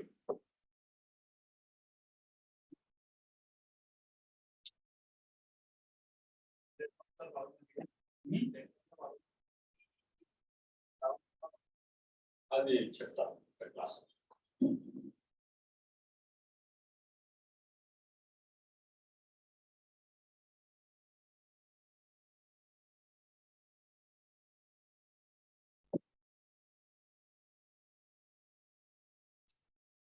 So maximum meaning కూడా ఇక్కడ కావాలంటే, so this means that the act of the agent is act of the principal, right? So agent ఏ పని అయితే చేస్తున్నాడు, ఎవరి కోసం చేస్తున్నాడు? Principal కోసం చేస్తున్నాడు. So that is what. So whatever the principal can do himself, he may get the same done through the agent, except the acts of personal nature, right? So ఇక్కడ agent ఏదైతే పని చేయాలనుకుంటున్నాడో, సో అతను చేయాలనుకునే general గా principal agent అప్పచెప్తాడు, agent నువ్వు ఈ పని చేసేది, ఎక్సెప్ట్ ఆఫ్ పర్సనల్ నేచర్. కొన్ని పర్సనల్ పనులు ఉంటాయి, అవి ఏజెంట్ చేయలేడు, ప్రిన్సిపల్ అతనే చేయాలి, right? So that is what. Next రెస్పాండియట్ సుపీరియర్. సో సుపీరియర్ అంటే లెట్ ద సుపీరియర్ ఆన్సర్. ఎవరైతే పెద్ద మనిషి ఉన్నాడో, ఓనర్ ఎవరైతే ఉన్నారో అతను ఆన్సర్ చేయాలి, రైట్? సో వైకేరియస్ లయబిలిటీ మూడు కేసెస్ లో అరైజ్ అవుతుంది. Liability of master for the టాట్ ఆఫ్ హిస్ సర్వెంట్, అంటే సర్వెంట్ చేసినటువంటి తప్పుకి మాస్టర్ లయబుల్ అవుతారు. And liability of partner for each other టాట్, అంటే ఏ అండ్ బి ఇద్దరు పార్ట్నర్స్ ఉంటారు. సో బి చేసిన తప్పుకి ఏ బాధ్యుడు అవుతాడు, ఏ చేసిన తప్పుకి బి కూడా బాధ్యుడు అవుతాడు. Liability of principal for the టాట్ of his agent.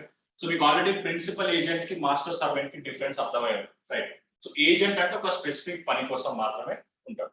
Suppose master servant, if a servant does a wrongful act in the course of his employment, the master is liable along with the servant. So అంటే ఇక్కడ ఏంటంటే only servant ఒకడే liable అంటే, master ఒకడే liable అంటారు. Servant కూడా punishment దొరుకుతుంది, but along with that master is liable, right? So two important terms ఉన్నాయి. First one is wrongful act, second one is during the course of his employment. So during the course of his employment అంటే ఎప్పుడైతే అతను employee లాగా ఉంటాడో అప్పుడు మాత్రమే జరిగిన తప్పులకి master liable అవుతాడు, దాని తర్వాత జరిగిన తప్పుకి అతను లయబుల్ కాడు. ఇప్పుడు for example 9 o'clock to 5 o'clock వరకు ఇక్కడ సుశీల్ ఉన్నాడు అనుకుందాం, రైట్? సో ఇక్కడ క్లాస్ సెట్ చేసి మొత్తం అయిపోయింది, వెళ్ళిపోయాడు. So 5 o'clock he left the office. So office వదిలేసి అతను he went out, రైట్? బయట 6 o'clock కి వెళ్ళింది. 6 o'clock కి ఇంకెవరితోనో అతను ఒక ఫైట్ లోపలికి ఎంటర్ అయ్యింది. యాజ్ అ రిజల్ట్ అతనికి కొన్ని డ్యామేజెస్ జరిగాయి. సో దానికి వాళ్ళు వచ్చి నా మీద కేసు కట్ చేస్తారు, లేదు, ఎందుకంటే 5 o'clock తర్వాత he's not my employee, right? So that is what. Thus, the wrongful act of the servant is deemed to be the act of the master as well. Servant ఏదైనా తప్పు చేస్తే during the course of employee, అతను employee ఉన్నప్పుడు తప్పు చేస్తే అది master చేసినటువంటి తప్పే, ఓకేనా? సో ఎందుకంటే అది మాస్టర్ యొక్క డ్యూటీ సర్వెంట్ తప్పు చేయకుండా చూడాలి. మన దగ్గర ఒక సర్వెంట్ వచ్చేటంటే మనం అతన్ని ప్రాపర్ గా ట్రైన్ చేయాలి, నువ్వు ఈ తప్పు చేయొద్దు అని, రైట్? సో అట్లా చేయకపోతే it is the failure of master. So అందుకని master will be made liable, right? So this is very important. Next, conditions for the liability of master. ఎటువంటి కేసెస్ లో మాస్టర్ బాధ్యుడు అవుతాడు for the tort committed by servant? First, tort ని servant మాత్రమే commit చేయాలి, వేరెవరు కాదు. And second thing, during the course of employment అయి ఉండాలి, అంటే సర్వెంట్ ఎప్పుడైతే మాస్టర్ దగ్గర పనిచేస్తుందో అప్పుడు మాత్రమే ఈ తప్పు జరిగి ఉండాలి, దాని తర్వాత కాదు, రైట్?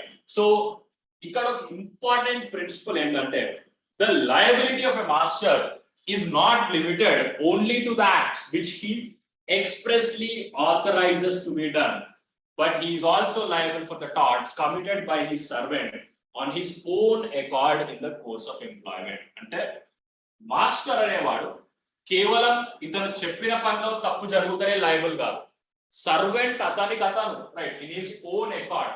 సర్వెంట్ ఇప్పుడు ఫర్ ఎగ్జాంపుల్ మాస్టర్ సర్వెంట్ అని నువ్వు పక్క బిల్డింగ్ అని కొట్టు అని చెప్పాడు కదా, వీడు వెళ్ళి కొడతాడు during the course of employ, అప్పుడు వాళ్ళు మాస్టర్ పిలుస్తారు ఏం చేస్తున్నారు వాళ్ళు, రైట్? సో సర్వెంట్ అతనికి అతను ఏదైనా చేసినా కానీ ఈజ్ లయబుల్, అండ్ మాస్టర్ ఇచ్చిన పనిలో కూడా ఏదైనా టార్ట్ జరిగితే then also he's liable, right?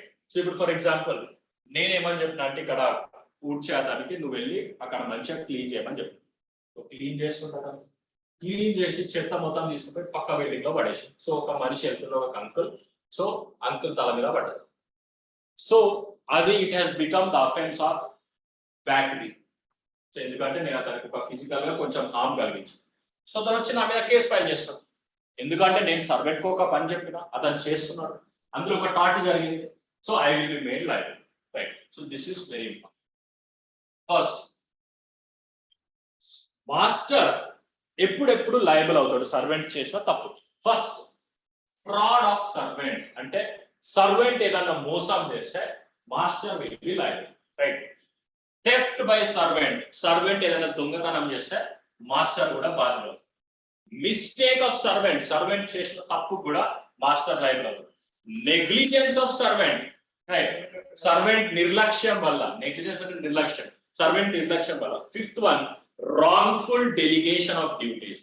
So ఈ రాంగ్ఫుల్ డెలిగేషన్ ఆఫ్ డ్యూటీస్ ఏంటంటే సర్వెంట్ మాస్టర్ లాగా ఫీల్ అవుతారు.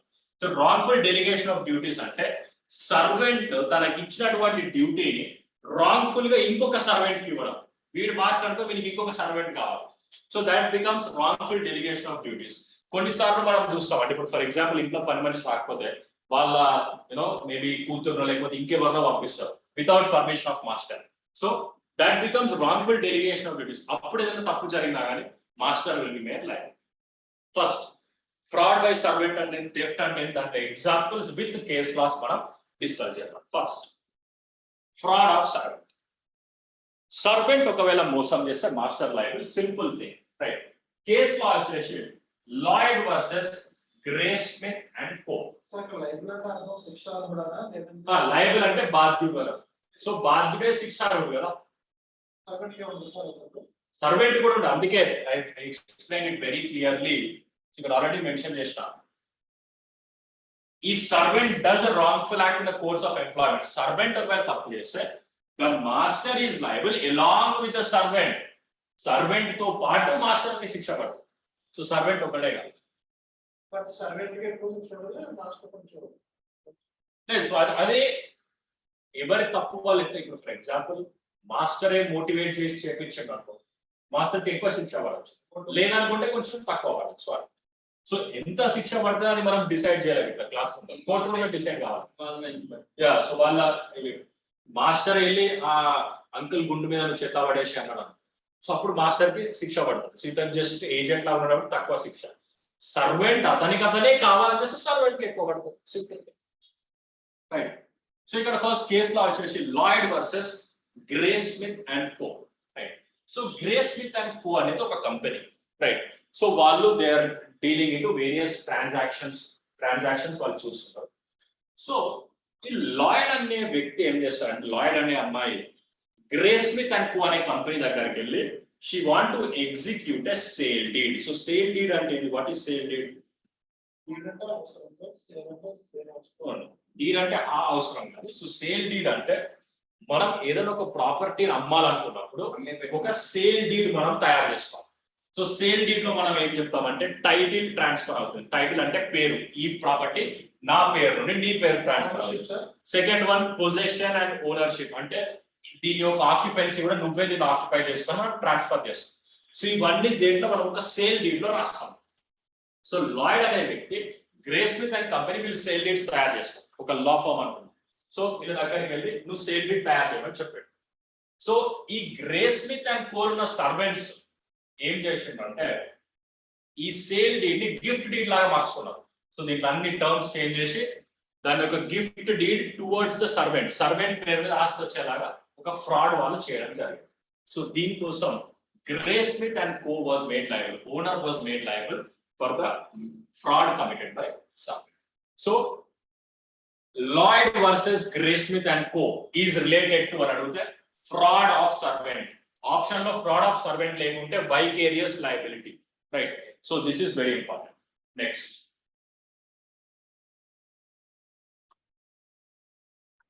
Second one theft by servant, అంటే సర్వెంట్ దొంగతనం చేస్తే మాస్టర్ కూడా లయబుల్ అవుతుంది. సో దీనికి మనం తీసుకున్నటువంటి కేసు ఏంటంటే Morris versus CW Martin and sons limited. So ఈ CW Martin and sons limited అనేది it is a dry cleaning company. So dry cleaning company అంటే మన క్లాత్స్ అంటే మన బట్టలు మనం కొన్నిసార్లు డ్రై క్లీనింగ్ ఇస్తాం, నార్మల్ వాష్ చేయడం. సో ఈ డ్రై క్లీనింగ్ కంపెనీలో మారిస్ ఏం చేస్తాడంటే ఒక ఫర్ కోట్ అంటే ఫర్ ఏమంటారు తెలుగులో? బొచ్చు కోట్. రైట్. ఒక తెల్ల బొచ్చు కోట్ తీసుకపోయి ఇస్తాడు మార్టిన్ అండ్ సన్స్. ఇచ్చి దీన్ని మంచిగా డ్రై క్లీన్ చేయమని చెప్తారు. సో డ్రై క్లీన్ చేయమని చెప్పినప్పుడు సర్వెంట్స్ వెళ్ళి చూస్తారు, ఈ బొచ్చు కోట్ బొచ్చులాగా చాలా బాగుందని తీసుకొని వాళ్ళు వెళ్ళిపోతారు ఇంటికి. రైట్. సో ఇక్కడ థెఫ్ట్ కమిట్ అయింది. సో ఇక్కడ సిడబ్ల్యూ మార్టిన్ అండ్ సన్స్ యొక్క సర్వెంట్ చేసిన పనికి సిడబ్ల్యూ మార్టిన్ అండ్ సన్స్ అంటే owner was made liable. Right. So the defendant was liable for theft of the servant. Defendant ఎవరు కదా? డిపెండెంట్ వాట్సాప్ ఎవరైతే ఎవరు కోడ్ తీసుకెళ్ళిపోయాడు. సో డిపెండెంట్ ఎవరు? CW Martin and Sons. So case ఎవరైతే file చేస్తున్నారో అతని పేరు ఫస్ట్ ఉంటుంది ప్లెయింటిఫ్. ఎవరికి అగేన్స్ట్ గా ఫైల్ అవుతుందో అతన్ని మనం ఏమంటాం? డిఫెండెంట్ అంటాం. Right. Next clear? Any doubt? I think next mistake of servant చేసిన తప్పు కూడా మాస్టర్ లయబుల్ అవుతుంది. సో కేస్ లా ఏంటంటే Bailey versus Manchester Sheffield. So Manchester Sheffield అనేది it is a railway agency, railway station, railway company అని. So దీంట్లో ఏం జరుగుతుందంటే బైలీ అనే వ్యక్తి ఒక స్టేషన్కి వెళ్ళాలి. Like let us say for example మనం ముంబై అనుకుంటాం. ఇవన్నీ ఇంగ్లీష్ కేసెస్. సో మన ఇండియన్ ఎగ్జాంపుల్ తో I try to explain. So Bailey అనే వ్యక్తి ఎగ్జాంపుల్ ముంబైకి వెళ్దాం అనుకో. సో ముంబైకి వెళ్దాం అనుకో, ముంబై ట్రైన్ ఎక్కినాడు. ముంబై ట్రైన్ ఎక్కి కూర్చున్నాడు మంచిగా. కూర్చుంటే ఈ రైల్వే కంపెనీ మాంచెస్టర్ షెఫీల్డ్ ఒక కూలీ ఉన్నాడు. సో కూలీ డ్యూటీ ఏంటంటే వాళ్ళు ప్రాపర్ ట్రైన్ లోకి ఎక్కుతుంటారు లేదా చూసుకోవాలి. వీడేం చేసిండంటే కూలీ బెయిలీ ఆల్రెడీ ముంబై ట్రైన్ ఎక్కిండు కదా, ఇది నీ ట్రైన్ కాదు, వాడిని బయటికి తీసుకొచ్చి వాడిని ఒక ట్రైన్ ఎక్కించి ఆ ట్రైన్ కాశ్మీర్కి వెళ్ళిపోయింది. వాడు కళ్ళు మూసి తెరిచేలో ముందట కష్టం. సో ఇక్కడ ఎవరు తప్పు జరిగింది? సర్వెంట్ ఒక మిస్టేక్ చేశాడు, రైట్? ఆ మిస్టేక్ వల్ల ప్లేంటిఫ్ అంటే బెయిల్కి ఒక చాలా డ్యామేజ్ జరిగింది. ఎక్కడికి వెళ్ళాల్సిన ఎక్కడికి వెళ్ళి మళ్ళీ రావాలి. సో ఇక్కడ సర్వెంట్ చేసినటువంటి మిస్టేక్ అంటే తప్పుకి the company that is Manchester Sheffield was made liable, right? So Bailey versus Manchester Sheffield is related to mistake of a servant, right? So this is very important. Next, negligence of servant. Servant yokka nirlakshya, right? So negligence of servant and servant yokka nirlakshya.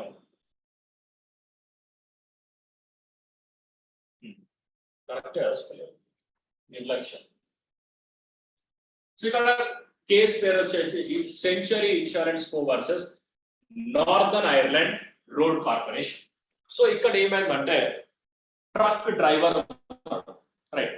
Truck driver కి ఇచ్చిన పని ఏంటంటే, so A driver of petrol tanker was B servant. A అనే వ్యక్తి driver, ఎవరి servant అతను? B servant, B owner, ఓకేనా? While transferring petrol from a lorry to and underground tank. Lorry నుంచి పెట్రోల్ ని అండర్ గ్రౌండ్ ట్యాంక్ లోపలికి దించుతుంది.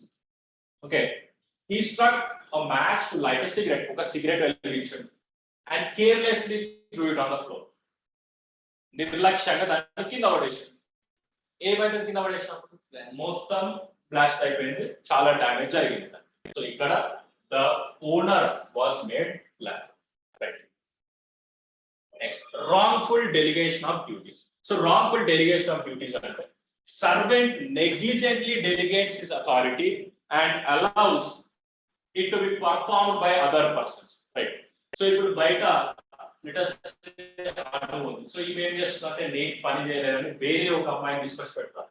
So ఆ అమ్మాయి ఏదో చేయబోయి ఎవరికో ఒక డ్యామేజ్ జరుగుతుంది. సో యాజ్ అ రిజల్ట్ ఇక్కడ కూడా owner will be made liable. Servant wrongful గా డ్యూటీలు వేరే వాళ్ళకి ఇచ్చినప్పుడు then the owner will be made liable. So ఇటువంటి కేసెస్ లో సర్వెంట్ చేసినటువంటి తప్పుకి మాస్టర్ లయబుల్ అవుతారు, రైట్? నెక్స్ట్ థింగ్ ఏంటంటే కొన్ని కేసెస్ లో master is not liable for the acts of servant. Servant చేసి తప్పు చేస్తారు బట్ మాస్టర్ లయబుల్ కాదు. ఎప్పుడు? First thing is when the servant does the act in the defence of express prohibition. Express అంటే express train కాదు, express bus. Express అంటే బయటికి clear గా చెప్పడం.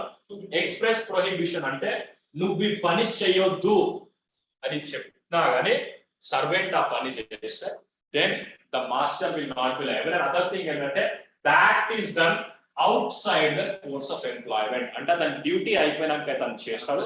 ప్లస్ మాస్టర్ చాలా క్లియర్ గా చెప్తున్నాడు, సర్వెంట్ నువ్వు ఈ పని చేయకు అని చెప్పినా కానీ లేదు లేదు నేను చేస్తాను చేస్తే that will become a order. Twine versus Bean's express limited.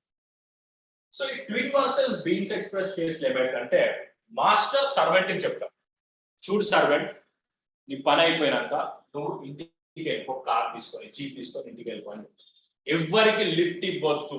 Express prohibition. Express అంటే బయటికి ఎక్స్ప్రెస్ గా చెప్తున్నాడు ఎవరికి లిఫ్ట్ ఇవ్వద్దు అని చెప్తున్నాడు. బట్ వీరేం చేస్తారంటే సర్వెంట్ కి చాలా జాలి ఉండే ఏం చేస్తారు, ఒకరు లిఫ్ట్ అడుగుతారు, లిఫ్ట్ ఎక్కించుకుంటారు, యాక్సిడెంట్ అవుతారు. సో ఎవరైతే ఈ వ్యాన్ లోపల ఈ జీప్ లోపల ఎక్కారో సో వాళ్ళకి డ్యామేజ్ అయ్యింది. సో వాళ్ళు ఓనర్ మీద కేసు ఫైల్ చేస్తారు. Owner was not liable. Owner యొక్క బాధ్యత లేదు, ఎందుకంటే నెంబర్ 1 ఇది డ్యూటీ అయిపోయినాక జరిగింది. నెంబర్ 2 మాస్టర్ చాలా క్లియర్ గా చెప్పండు, లేదు లేదు మీరు అస్సలు నువ్వు లిఫ్ట్ ఇవ్వద్దు, అయినా కానీ మీరు లిఫ్ట్ ఇచ్చారు. So the master is not liable. ఈ కేసులో మాస్టర్ బాధ్యత లేదు, మాస్టర్ శిక్షార్హుడు కాదు, రైట్? నెక్స్ట్ అప్రూవ్ చేస్తాం. వాట్సాప్ మెసేజ్ చూపెట్టారు ఎవరికి లిఫ్ట్ ఇవ్వద్దు నేను రాసి ఇచ్చింది ఎవరైతే ప్రూవ్ చేయలేడు. సో కెమెరా ఓపెన్ చేయాలి. Second one where the servant is temporary lent to another person. Master may not be held liable. కాబట్టి టెంపరరీ మాస్టర్ ఎవరు, అసలు temporary exception. So how many of you know what is excavator? Excavator like that. So how many of you heard this thing which is known as JCB? JCB అంటే తెలుసా? So JCB అనే company పేరు, దాని basic thing అంటే excavator. Excavator అంటే excavate చేయడం, లోపల ఉంది బయటికి తీస్తారు, రైట్? సో జనరల్ ఒక జేసీబీ ఓనర్ ఒక జేసీబీ కొంటాడు. కొన్న తర్వాత అతను ఒక్కడే వాడుకుంటాడు, పర్సనల్ యూస్ కోసం లేదు. సో జేసీబీ అనేది is primarily for commercial purposes. So చాలా మంది ఓనర్స్ కి ఇస్తారు. ఇప్పుడు నేను ఫర్ ఎగ్జాంపుల్ ఇల్లు కట్టాలనుకుంటే ఒక జేసీబీ ఓనర్ కాల్ చేస్తాను, అతను నాకు ఇస్తాను. సో నాకు ఇచ్చినప్పుడు డ్రైవర్ నేనే పెట్టుకుంటాను, రైట్? సో డ్రైవర్ నేనే పెట్టుకున్నప్పుడు I am the temporary master, right? Original master అతనే, ఓనరే, బట్ డ్రైవర్ నేను పెట్టుకొని లేదా వాళ్ళు ఇచ్చిన డ్రైవర్ నేను వాడుకుంటున్నా. సో నేను జీతం ఇస్తాను. సో అప్పుడు నేను I'm the temporary master. So temporary master ఆధ్వర్యంలో ఏదైనా తప్పు జరిగితే ఒరిజినల్ మాస్టర్ లయబుల్ కాదు. అంటే ఇప్పుడు for example JCB owner, JCB owner అన్నాడు. సో ఇతను he has lent JCB to me, అతను డ్రైవర్ ని కూడా ఇచ్చాడు, రైట్? సో జేసీబీ డ్రైవర్ నా ఆధ్వర్యంలో అంటే నా పని చేసేటప్పుడు జేసీబీ ఓనర్ ఒక తప్పు చేసిండు, దానివల్ల వేరే వాళ్ళ ప్రాపర్టీలో చాలా సిమెంట్ పడ్డది అనుకుందాం, రైట్? సో అప్పుడు I will be liable and not the original JCB owner. ఎందుకంటే temporary master is exercising control. నేను టెంపరరీ మాస్టర్, ఒరిజినల్ మొత్తం జేసీబీ నాది కాదు, బట్ ఆ పర్టికులర్ 2-3 days వరకు నేను కంట్రోల్ చేస్తున్నా. అంటే సో నా డ్రైవర్ చేసిన తప్పుకి I will be liable and not the original master. So that is what is important. Third one, acts of independent contractor. So independent contractor అంటే ఎవరు?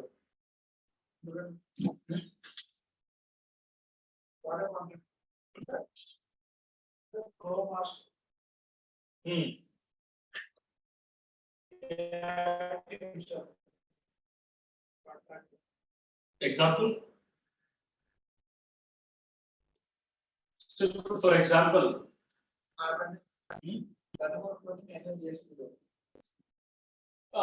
దాంట్లో హౌ మాస్టర్ ఎవరు, సర్వెంట్ ఎవరు?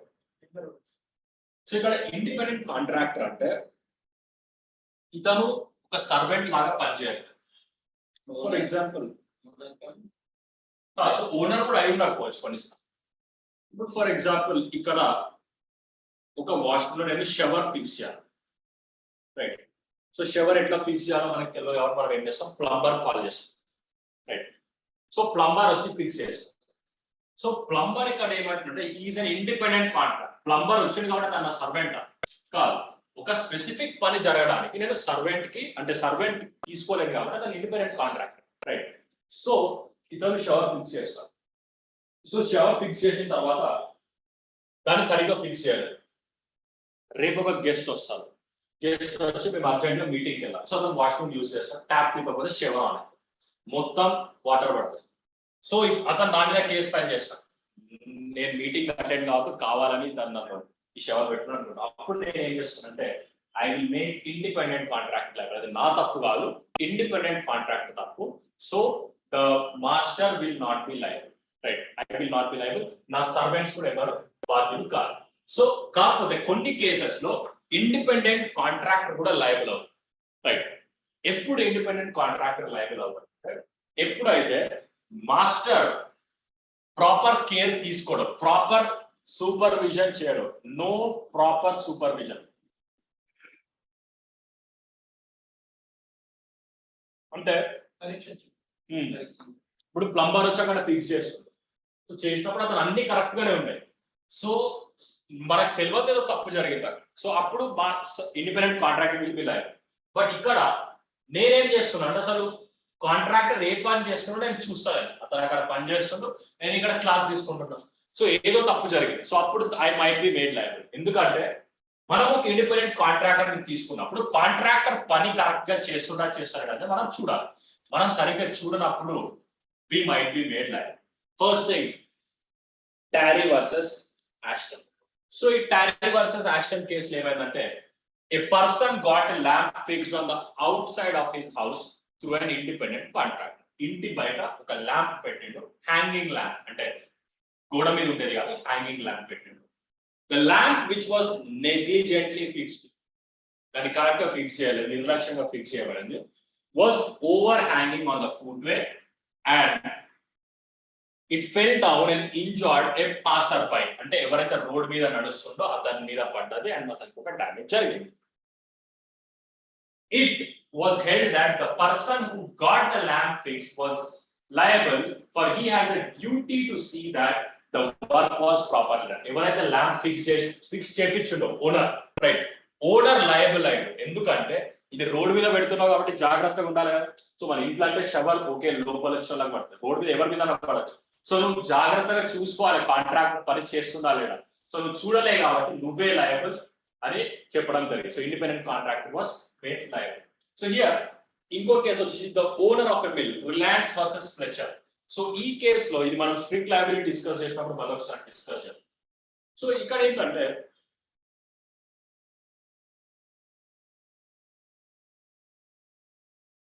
సో ఒక మనిషి దానికి ఏముందంటే ఒక మిల్. సో ఈ మిల్ నడవాలంటే వాటర్ కావాలి, దగ్గరలో వాటర్ లేవు. సో ఏం చేసిందంటే ఒక రిజర్వాయర్ కట్టమని, రిజర్వాయర్ అంటే డ్యామ్, ఒక డ్యామ్ కట్టమని చెప్పండి. నార్మల్ మన మనుషులు డ్యామ్ కట్టలేరు. సో ఇండిపెండెంట్ కాంట్రాక్టర్ అని తీసుకు, కాంట్రాక్టర్ ఏం చేసినట్టు దాన్ని ఫిక్స్ చేస్తారు, మంచిగా డ్యామ్ కడతాం. కట్టేటప్పుడు కొన్ని హోల్స్ ఉన్నాయి కింద, ఆ హోల్స్ ని అతను సరిగ్గా క్లోజ్ చేయలేదు. ఏది నార్మల్ హోలే కింది వరకు ఉంది కానీ పైన జస్ట్ మట్టి పెట్టాడు అంతే, దాని లోపల నుండి కవర్ చేయలేదు. యాజ్ అ రిజల్ట్ రిజర్వాయర్ నిండినాక ఆ హోల్ నుండి బయట వేరే వ్యక్తి యొక్క కోల్ మైన్ లోపలికి వాటర్ వెళ్ళిపోయిన అతనికి మొత్తం డ్యామేజ్ అయింది. సో డ్యామేజ్ అయినప్పుడు అతను ఈ మిల్ ఓనర్ మీద కేసు ఫైల్ చేశాడు. మిల్ ఓనర్ మీద కేసు ఫైల్ చేస్తే మిల్ ఓనర్ ఏమని చెప్పిందంటే నా తప్పు కాదు, కాంట్రాక్ట్ తప్పు, కాంట్రాక్ట్ ఇక్కడ ఈ హోల్స్ ఫిక్స్ చేయాలి. సో కోర్ట్ ఏమని చెప్పిందంటే నువ్వు కాంట్రాక్ట్ తో చేపించినావు కరెక్టే, బట్ ఇక్కడ హోల్ ఉంది, దీన్ని సరిగ్గా ఫిక్స్ చేయాలి, కాంట్రాక్ట్ సరిగ్గా చేపియలేదు. సో అందుకని you are made liable. Contract చేసిన తప్పు, right. So this is how you will be made liable. So కొన్నిసార్లు ఇండిపెండెంట్ కాంట్రాక్టర్ చేసిన తప్పు కూడా you might be made liable. So Rylands versus Fletcher case మనం స్ట్రిక్ట్ లయబిలిటీ డిస్కస్ చేసినప్పుడు we will talk about it. So strict లయబిలిటీకి వెళ్లే ముందు next important topic వచ్చేసి vicarious liability of state. So state అంటే రాజ్యము, రైట్. స్టేట్ అంటే రాజ్యం లేదా ప్రభుత్వం అనుకుందాం, రైట్. సో ప్రభుత్వం మీద సివిల్ కేస్ ఫైల్ చేయవచ్చా? ఎట్లా? ఎందుకు? టాట్ ఫైల్ చేయవచ్చా గవర్నమెంట్ మీద? ప్రభుత్వం మీద. ఇప్పుడు for example civil Lalo parties ఎవరు? ప్రైవేట్ పీపుల్ కదా. సో గవర్నమెంట్ మీద కేసు ఫైల్ చేయవచ్చు. That is a question. చేయొచ్చు. ఎప్పుడు చేయొచ్చు, ఎప్పుడు చేయాలి? గవర్నమెంట్ మనకి సరిగ్గా ఎగ్జాంపుల్ ఏదైనా అందకపోయినా జగన్ మీద Jagan నిన్నేస్తాడు.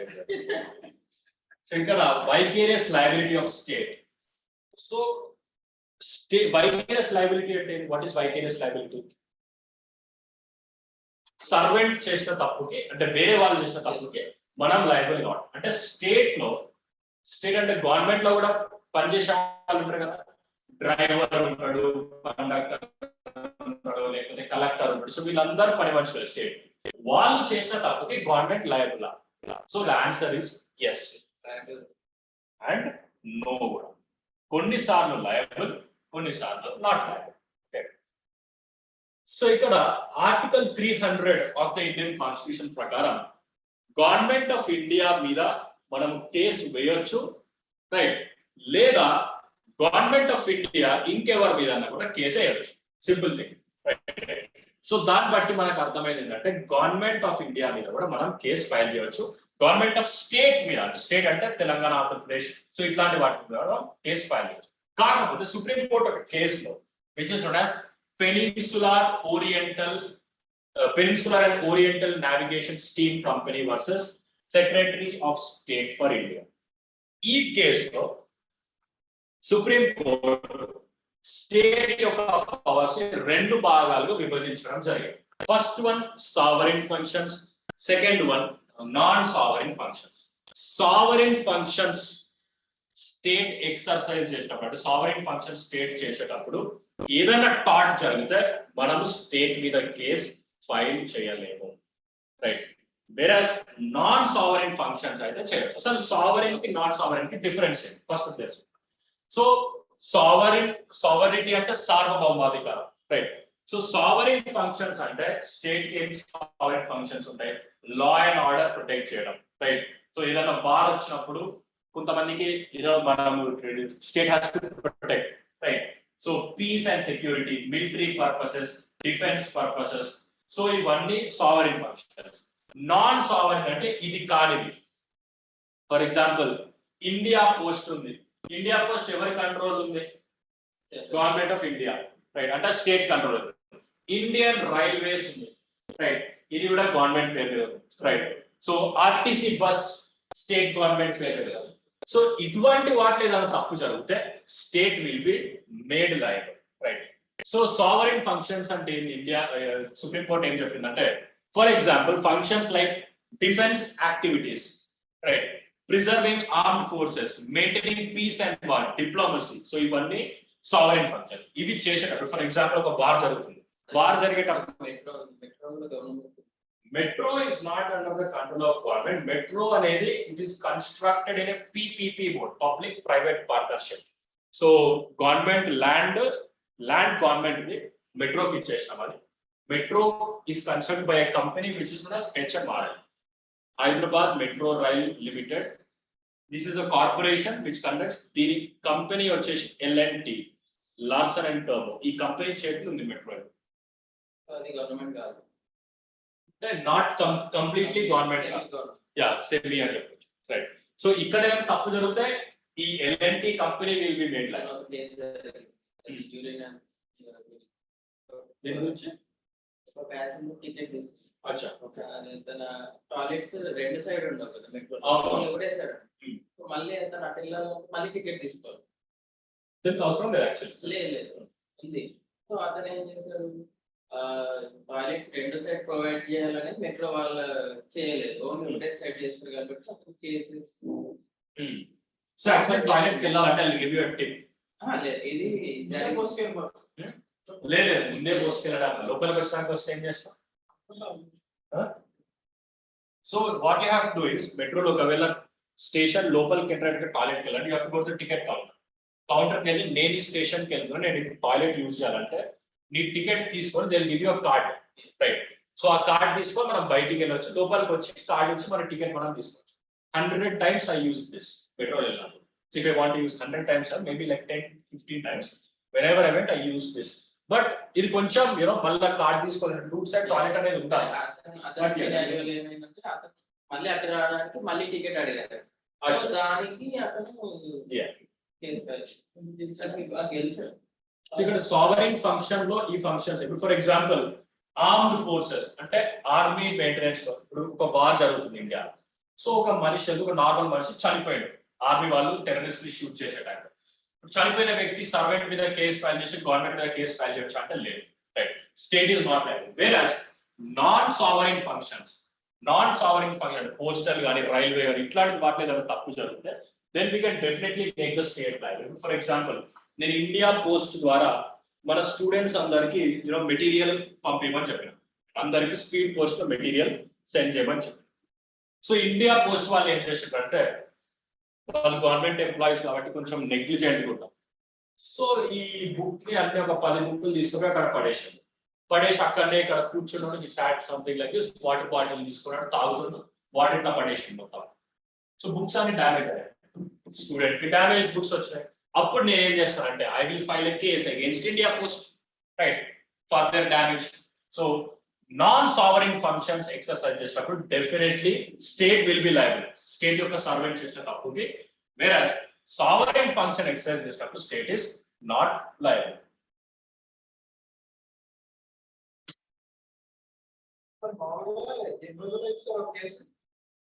So it depends, general limitation act లో ఉన్నాయి అవన్నీ. 1960 లిమిటేషన్ యాక్ట్ ప్రకారం ఒక్కొక్క కేసుకి ఒక్కొక్క లిమిటేషన్. ఇప్పుడు for example consumer case it is 2 years. In normal cases లో it is like 3 years. So in కొన్ని cases లో it can be more also. Criminal cases లో it is, I'm not really sure. We have to look into the limitation. Civil case Civil case లో you can file it. కొన్ని 2, కొన్ని 3 అట్లా. First year ఇవ్వాలా first hearing ఎందుకంటే normal చిన్న 15 రూపాయల case కూడా it will take 1 year time. I will discuss that. So ఇక్కడ state liability కి there is a case which is known as State of Rajasthan versus Vidyavati, right? So ఈ state of Rajasthan versus విద్యావతిలో Vidyavati case file చేసింది, but ఇక్కడ state of Rajasthan పేరు ఎందుకు first వచ్చింది? Government file చేస్తుంది. లేదు. సో ప్రాబ్లం ఏమైందంటే typing mistake. So Vidyavati first she filed a case in the lower court. So lower court లో విద్యావతికి ఫేవరబుల్ గా జడ్జిమెంట్ వచ్చింది. అప్పీల్ చేస్తుంది. అప్పుడు ఎవరు అప్పీల్ చేశారు? Government. State of Rajasthan. So higher కోర్టులో ఎవరు కేసు ఫైల్ చేస్తున్నారు? It is state of Rajasthan. So అందుకని వాళ్ళ పేరు ఫస్ట్ వచ్చింది. సో అపీల్ అంటే ఈ కోర్టులో నీకు జడ్జ్మెంట్ కరెక్ట్ గా రాకపోతే నువ్వు ఇంకో కోర్టుకి వెళ్ళడం, that is known as appeal. Appeal చేసినప్పుడు ఎవరైతే ఫస్ట్ కేసు ఫైల్ చేస్తారో వాళ్ళ పేరు ఫస్ట్ వస్తుంది. Facts of the case simple. Lokumal అనే వ్యక్తి ఉన్నాడు. He was employed by state of Rajasthan as a truck driver, right? Temporary truck driver. So car repair అయిన తర్వాత అతను వెళ్తున్న రోడ్డు మీద వెళ్ళి జగదీష్ లాల్ అనే ఒక నార్మల్ మనిషికి అతను హర్ట్ చేయడం జరిగింది. యాజ్ వెల్ అతను చనిపోయాడు జగదీష్. సో జగదీష్ లాల్ చనిపోయాక Jagdish Lal wife Vidyavati and her minor daughter వాళ్ళిద్దరు వెళ్ళి స్టేట్ ఆఫ్ రాజస్థాన్ కి కేసు ఫైల్ చేయడం జరిగింది. సో సుప్రీం కోర్ట్ ఏమని చెప్పిందంటే ఇది non sovereign function, car repair చేసేయడం. So definitely government was made liable and state of విద్యావతికి కాంపెన్సేషన్ కూడా రావడం జరిగింది. Right. అది Definitely take. 4 years.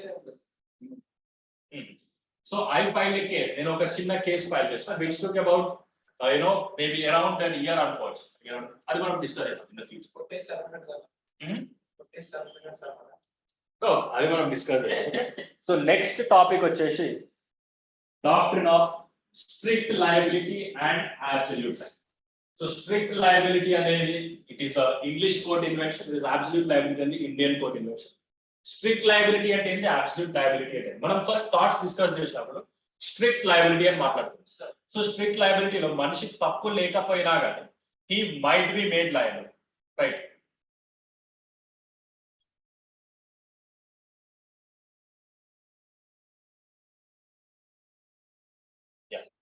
ఇక్కడ 3 types of torts. Intentional torts, మనం లాస్ట్ లో డిస్కస్ చేద్దాం, negligence and strict liability. So strict లయబిలిటీలో మాస్టర్ తప్పు లేకపోయినా కానీ so it will be made liable.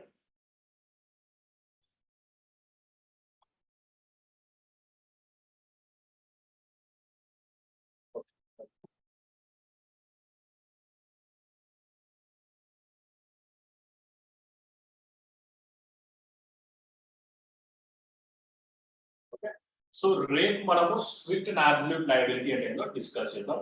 Very very important topic from exam point of time. 10 minutes. Okay, we will continue. Today ఇంకా topics ఉన్నాయి. So first strict liability. So strict liability principle ప్రకారం the law makes people pay compensation. The law makes people pay compensation even if they are not at fault. అంటే వాళ్ళ తప్పు లేకపోయినా కానీ అతను compensation pay చేయాల్సి వస్తుంది, right? So in other words people have to pay compensation to victims even if they took all the necessary precautions. వాళ్ళు అన్ని జాగ్రత్తలు తీసుకున్నా కానీ పనిష్మెంట్ అంటే డ్యామేజెస్ పే చేయాల్సి వస్తుంది. So in fact permission allowing such activities often includes this principle as a precondition. అంటే కొన్ని యాక్టివిటీస్ ఉంటాయి, ఫర్ ఎగ్జాంపుల్ డ్యామ్ కన్స్ట్రక్షన్ లేదా ఒక కెమికల్ ఫ్యాక్టరీ కన్స్ట్రక్షన్. దాంట్లో ఆ ఫ్యాక్టరీ పెట్టాలంటే ప్రీ కండిషన్, ఫస్ట్ నువ్వు స్ట్రిక్ట్లీ లయబుల్ అవుతావా అంటే ఏ తప్పు జరగకపోయినా నువ్వు బాధ్యులు అవుతావా అని ఒక condition, right? So strict liability అనేది it was evolved in a case which is known as Rylands versus Fletcher. So ఈ కేసు ఏం జరిగింది, నేను ఆల్రెడీ ఫ్యాక్ట్స్ డిస్కస్ చేశాను, రైట్? డ్యామ్ కన్స్ట్రక్షన్ జరుగుతుంది, ఇండిపెండెంట్ కాంట్రాక్టర్ తప్పు, రైట్? అంటే ప్లేన్ ఇతని డిపెండెంట్ తప్పు ఏం లేదు, బట్ ఎవరో చేసిన తప్పు కూడా he was made liable. That is known as strict liability. But strict liability లో కొన్ని ఎక్సెప్షన్స్ ఉన్నాయి, రైట్? ఆ ఎక్సెప్షన్స్ ఏంటి? యాక్ట్ ఆఫ్ గాడ్, రైట్, మనం డిస్కస్ చేసాం. కన్సెంట్ ఆఫ్ ప్లేంటిఫ్ అంటే వాలంటీ నాన్ ఫిట్ ఇంజూరియా, రైట్? సో తర్వాత ప్లేంటిఫ్స్ ఓన్ ఫాల్ట్, కేసు ఎవరైతే ఫైల్ చేస్తుండ్రో అతను గేట్ క్లోజ్ చేయకుండా గేట్ ఓపెన్ చేసిండు, వాటర్ లోపలికి వచ్చినాయి, సో అప్పుడు ప్లేంటిఫ్ తప్పు ఉంది. Third one wrongful act of third party. So ఇంకెవరో వచ్చి నన్ను ఓపెన్ చేయడం వల్ల తప్పు జరిగితే ఇది కొన్ని exception strict liability. So strict liability అనేది ఏ కేసులో ఇవాల్వ్ అయిందంటే Rylands versus Fletcher. Multiple times exam లో క్వశ్చన్ అడిగారు, రైట్? కరెక్ట్. బట్ కొన్ని ఎక్సెప్షన్స్ ఉన్నాయి. దేవుడు తప్పు వల్ల జరిగితే మనం ఏం చేయాలి, right? So Indian supreme court ఈ స్ట్రిక్ట్ లయబిలిటీ ప్రిన్సిపల్ ని చూసిన తర్వాత ఈ స్ట్రిక్ట్ లయబిలిటీ అనేది ఇండియాలో చెల్లదు అని సుప్రీం కోర్ట్ చెప్పడం జరిగింది. సో సుప్రీం కోర్ట్ ఎవాల్వ్ చేసిన కాన్సెప్ట్ ఏంటంటే అబ్సల్యూట్ లయబిలిటీ. అబ్సల్యూట్ అంటే మొత్తం కంప్లీట్ గా. సో ఈ అబ్సల్యూట్ లయబిలిటీ అంటే ఏంటి? స్ట్రిక్ట్ లయబిలిటీ అంటే strict liability plus no exceptions. ఎందుకు స్ట్రిక్ట్ లయబిలిటీలో ఎక్సెప్షన్స్ ఉన్నాయి? సో యాక్ట్ ఆఫ్ గాడ్ వల్ల తప్పు జరిగినా కానీ you will be responsible, right? So that is known as absolute liability.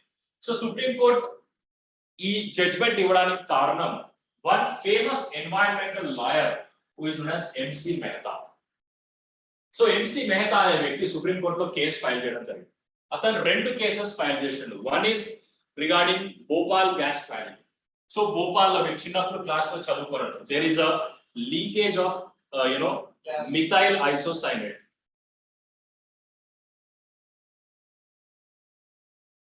Methyl isocyanate అనే గ్యాస్ యూనియన్ కార్బైడ్ కంపెనీ భోపాల్లో ఉంది. యూనియన్ కార్బైడ్ కంపెనీ భోపాల్లో ఉన్న యూనియన్ కార్బైడ్ కంపెనీ నుండి లీక్ అయింది ఈ గ్యాస్, మిథైల్ ఐసోసైనేట్. ఈ గ్యాస్ లీక్ కావడం వల్ల సిటీ మొత్తం ఒక గ్యాస్ ఛాంబర్ లాగా అయిపోయింది. చాలా మందికి డ్యామేజెస్ జరిగినాయి, చాలా మంది చనిపోయింది కూడా, అండ్ డ్యామేజెస్ జరిగాయి. సో MC మెహతా కోర్టులో కేసు ఫైల్ చేసింది. అప్పుడు సుప్రీం కోర్ట్ ఏం చెప్పింది అంటే ఇంకో కేసు కూడా MC మెహతా ఫైల్ చేసింది, oleum gas leak. Oleum gas అనేది శ్రీరామ్ ఫుడ్ అండ్ ఫర్టిలైజర్స్ ఢిల్లీలో ఉంది. సో దీంట్లో నుండి లీక్ అయింది. సో దీని వల్ల కూడా చాలా డ్యామేజ్ అయింది. సో ఈ 2 ఇన్సిడెంట్స్ ని MC మెహతా ఫైల్ చేసినప్పుడు సుప్రీం కోర్ట్ ఏమని చెప్పిందంటే ఈ స్ట్రిక్ట్ లయబిలిటీ అనేది ఇండియాలో చెల్లదు. అబ్సల్యూట్ లయబిలిటీ, కంపెనీ వాడు వచ్చి ఎవరో వచ్చి నా కంపెనీలో ఒక వాల్ లీక్ చేసిండు, సో అందుకని వచ్చింది. యాక్ట్ ఆఫ్ థర్డ్ పార్టీ అని డిఫెన్స్ తీసుకోవడానికి లేదు. నువ్వు ఎప్పుడైతే ఒక హజార్డస్ సబ్స్టెన్స్ మీద బిజినెస్ చేస్తున్నావు అంటే ఒక పాయిజన్ ఫ్యాక్టరీ ఉంది, కెమికల్ ఫ్యాక్టరీ ఉంది, సో ఇట్లాంటివి పెట్టినప్పుడు you will be absolutely liable. ఎందుకంటే you are making profit at the cost of somebody else's life, right? So వేరే వాళ్ళ లైఫ్ కి రిస్క్ చేసి నువ్వు ప్రాఫిట్ సంపాదిస్తున్నావు, సో నువ్వు అబ్సల్యూట్ గా లయబుల్ అవుతావు అని సుప్రీం కోర్ట్ చెప్పడం జరిగింది. అబ్సల్యూట్ లయబిలిటీలో ఎక్సెప్షన్స్ ఉన్నాయా? లేవు, no exceptions, right? So this is the difference between strict and absolute liability. So next last time civil wrong and criminal wrong గురించి మనం డిఫరెన్స్ డిస్కస్ చేసాం, రైట్? సో టాట్ అనేది ఒక type of civil wrong, right? Civil wrong అంటే టాట్ కాదు, టాట్ అనేది ఒక type of civil wrong, right? So వేరే టైప్ ఆఫ్ సివిల్ రాంగ్స్ ఏమున్నాయి? Breach of contract, breach of trust, right? So ఇవన్నీ చిన్న చిన్న సివిల్ రాంగ్స్. సో టాట్ కమిట్ చేసినటువంటి వ్యక్తిని ఏమంటారు? టాట్ ఫీజర్. ఎగ్జామ్ లో అడుగుతారు క్వశ్చన్. క్రైమ్ కమిట్ చేసిన వాడిని క్రిమినల్ అన్నారు, ఏమంటారు? Offender, right? ఎగ్జామ్ లో క్రిమినల్ అనే ఆప్షన్ ఇస్తాడు పక్క, ఎందుకంటే మనం క్రిమినల్ అని పెడతాం. సో క్రిమినల్ అనేది it is a general term మనం వాడేదంతే. యా, అది కూడా మనం డిస్కస్ చేద్దాం. సో అక్యూజ్డ్ అంటే ఎవరి మీద అయితే కేసు ఫైల్ చేయబడిందో అతన్ని మనం అక్యూజ్డ్ అంటాం, అంటే ఇంకా ప్రూవ్ కాలేదు. సో క్రిమినల్ లాలో పార్టీస్ ఎవరంటే స్టేట్ వర్సెస్ అక్యూజ్డ్. సివిల్ లాలో ప్లేంటిఫ్ వర్సెస్ డిఫెండెంట్ లాగా అండర్ ట్రయల్ ఉన్న వాళ్ళని అండర్ ట్రయల్ అనే కాదు, జస్ట్ అతని మీద కేసు ఫైల్ అయిందంటే ఈజ్ అక్యూజ్. అండర్ ట్రయల్ అంటే అతని మీద ఇన్వెస్టిగేషన్ జరుగుతుంది, అతను జైల్లో ఉన్నాడు, బట్ ఇంకా ప్రూవ్ కాలేదు, రైట్? అతను కూడా అక్యూజ్డ్. ప్రూవ్ అయితే ఈజ్ నోన్ యాజ్ కాన్విక్ట్.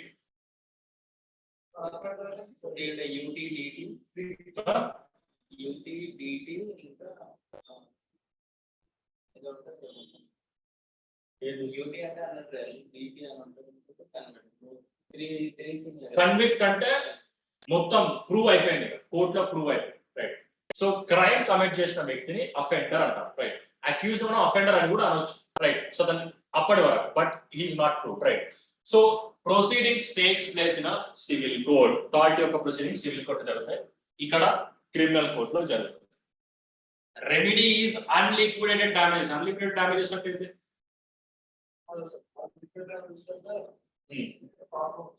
అదే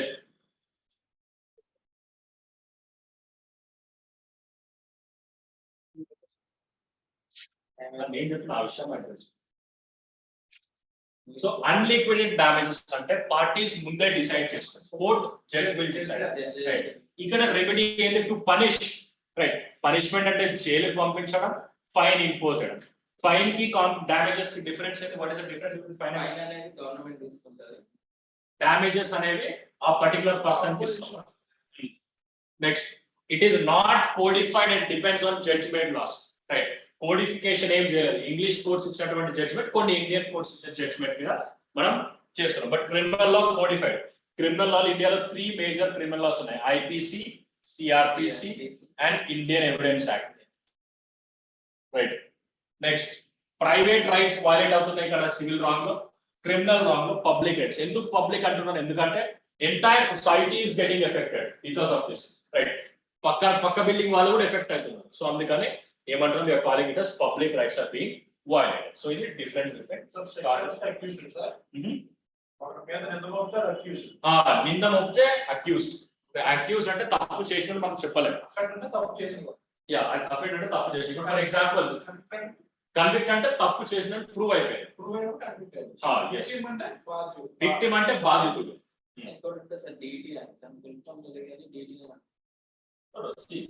జనరలీ పర్సన్ ట్రయల్ అంటే he's in the trial process, అతను కూడా అక్యూజ్డ్. సో కన్విక్ట్ అయ్యే వరకు యువర్ అక్యూజ్డ్, కన్విక్ట్ అయితే you're convict, then we can call as an offender. ఇప్పుడు ఫర్ ఎగ్జాంపుల్ జగన్ ఉన్నారు. సో జగన్ మీద అరౌండ్ ఒక 69 క్రిమినల్ కేసెస్ ఉన్నాయి. He is only accused, right. అతను తప్పు చేసినా మనం ఇప్పుడు చెప్పలేము. జస్ట్ అతని మీద ఒక కేసు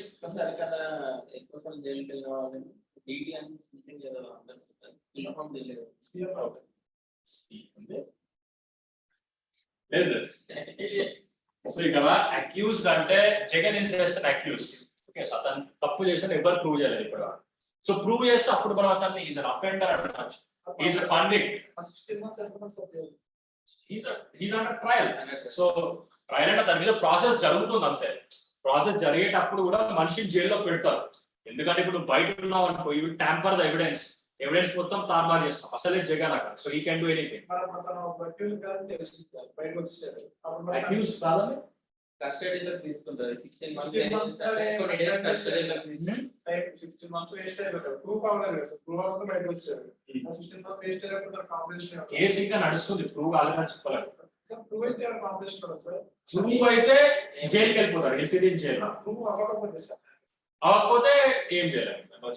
కాంపిటీషన్ కొన్నిసార్లు ప్రూవ్ కాకపోతే కోర్ట్ క్యాన్ గివ్ కాంపెన్సేషన్. కొన్ని కేసు కోర్టు ఇవ్వడం కూడా జరిగింది. కొంతమందికి ఒక అతన్ని 20 years అతను జైల్లో వచ్చాడు, లాస్ట్ కి అతను చేయలేదు అని ప్రూవ్. సో అప్పుడు కోర్టు అతనికి కాంపెన్సేషన్ ఇవ్వండి అని చెప్పాలి. ఇండియన్ కోర్టులో కూడా, even in Indian court, English court and Indian court రెండింటిలో ఇటువంటి జడ్జ్మెంట్స్ ఉన్నాయి, right. Next topic intentional torts. We will start it tomorrow.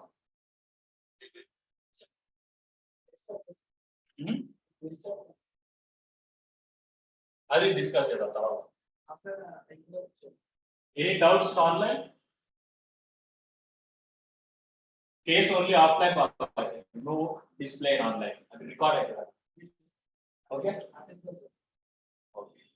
Very good. I hope it is clear. Tomorrow at the same time, రేపు 3 to 5 కి we will close that thought law chapter. Okay, bye bye.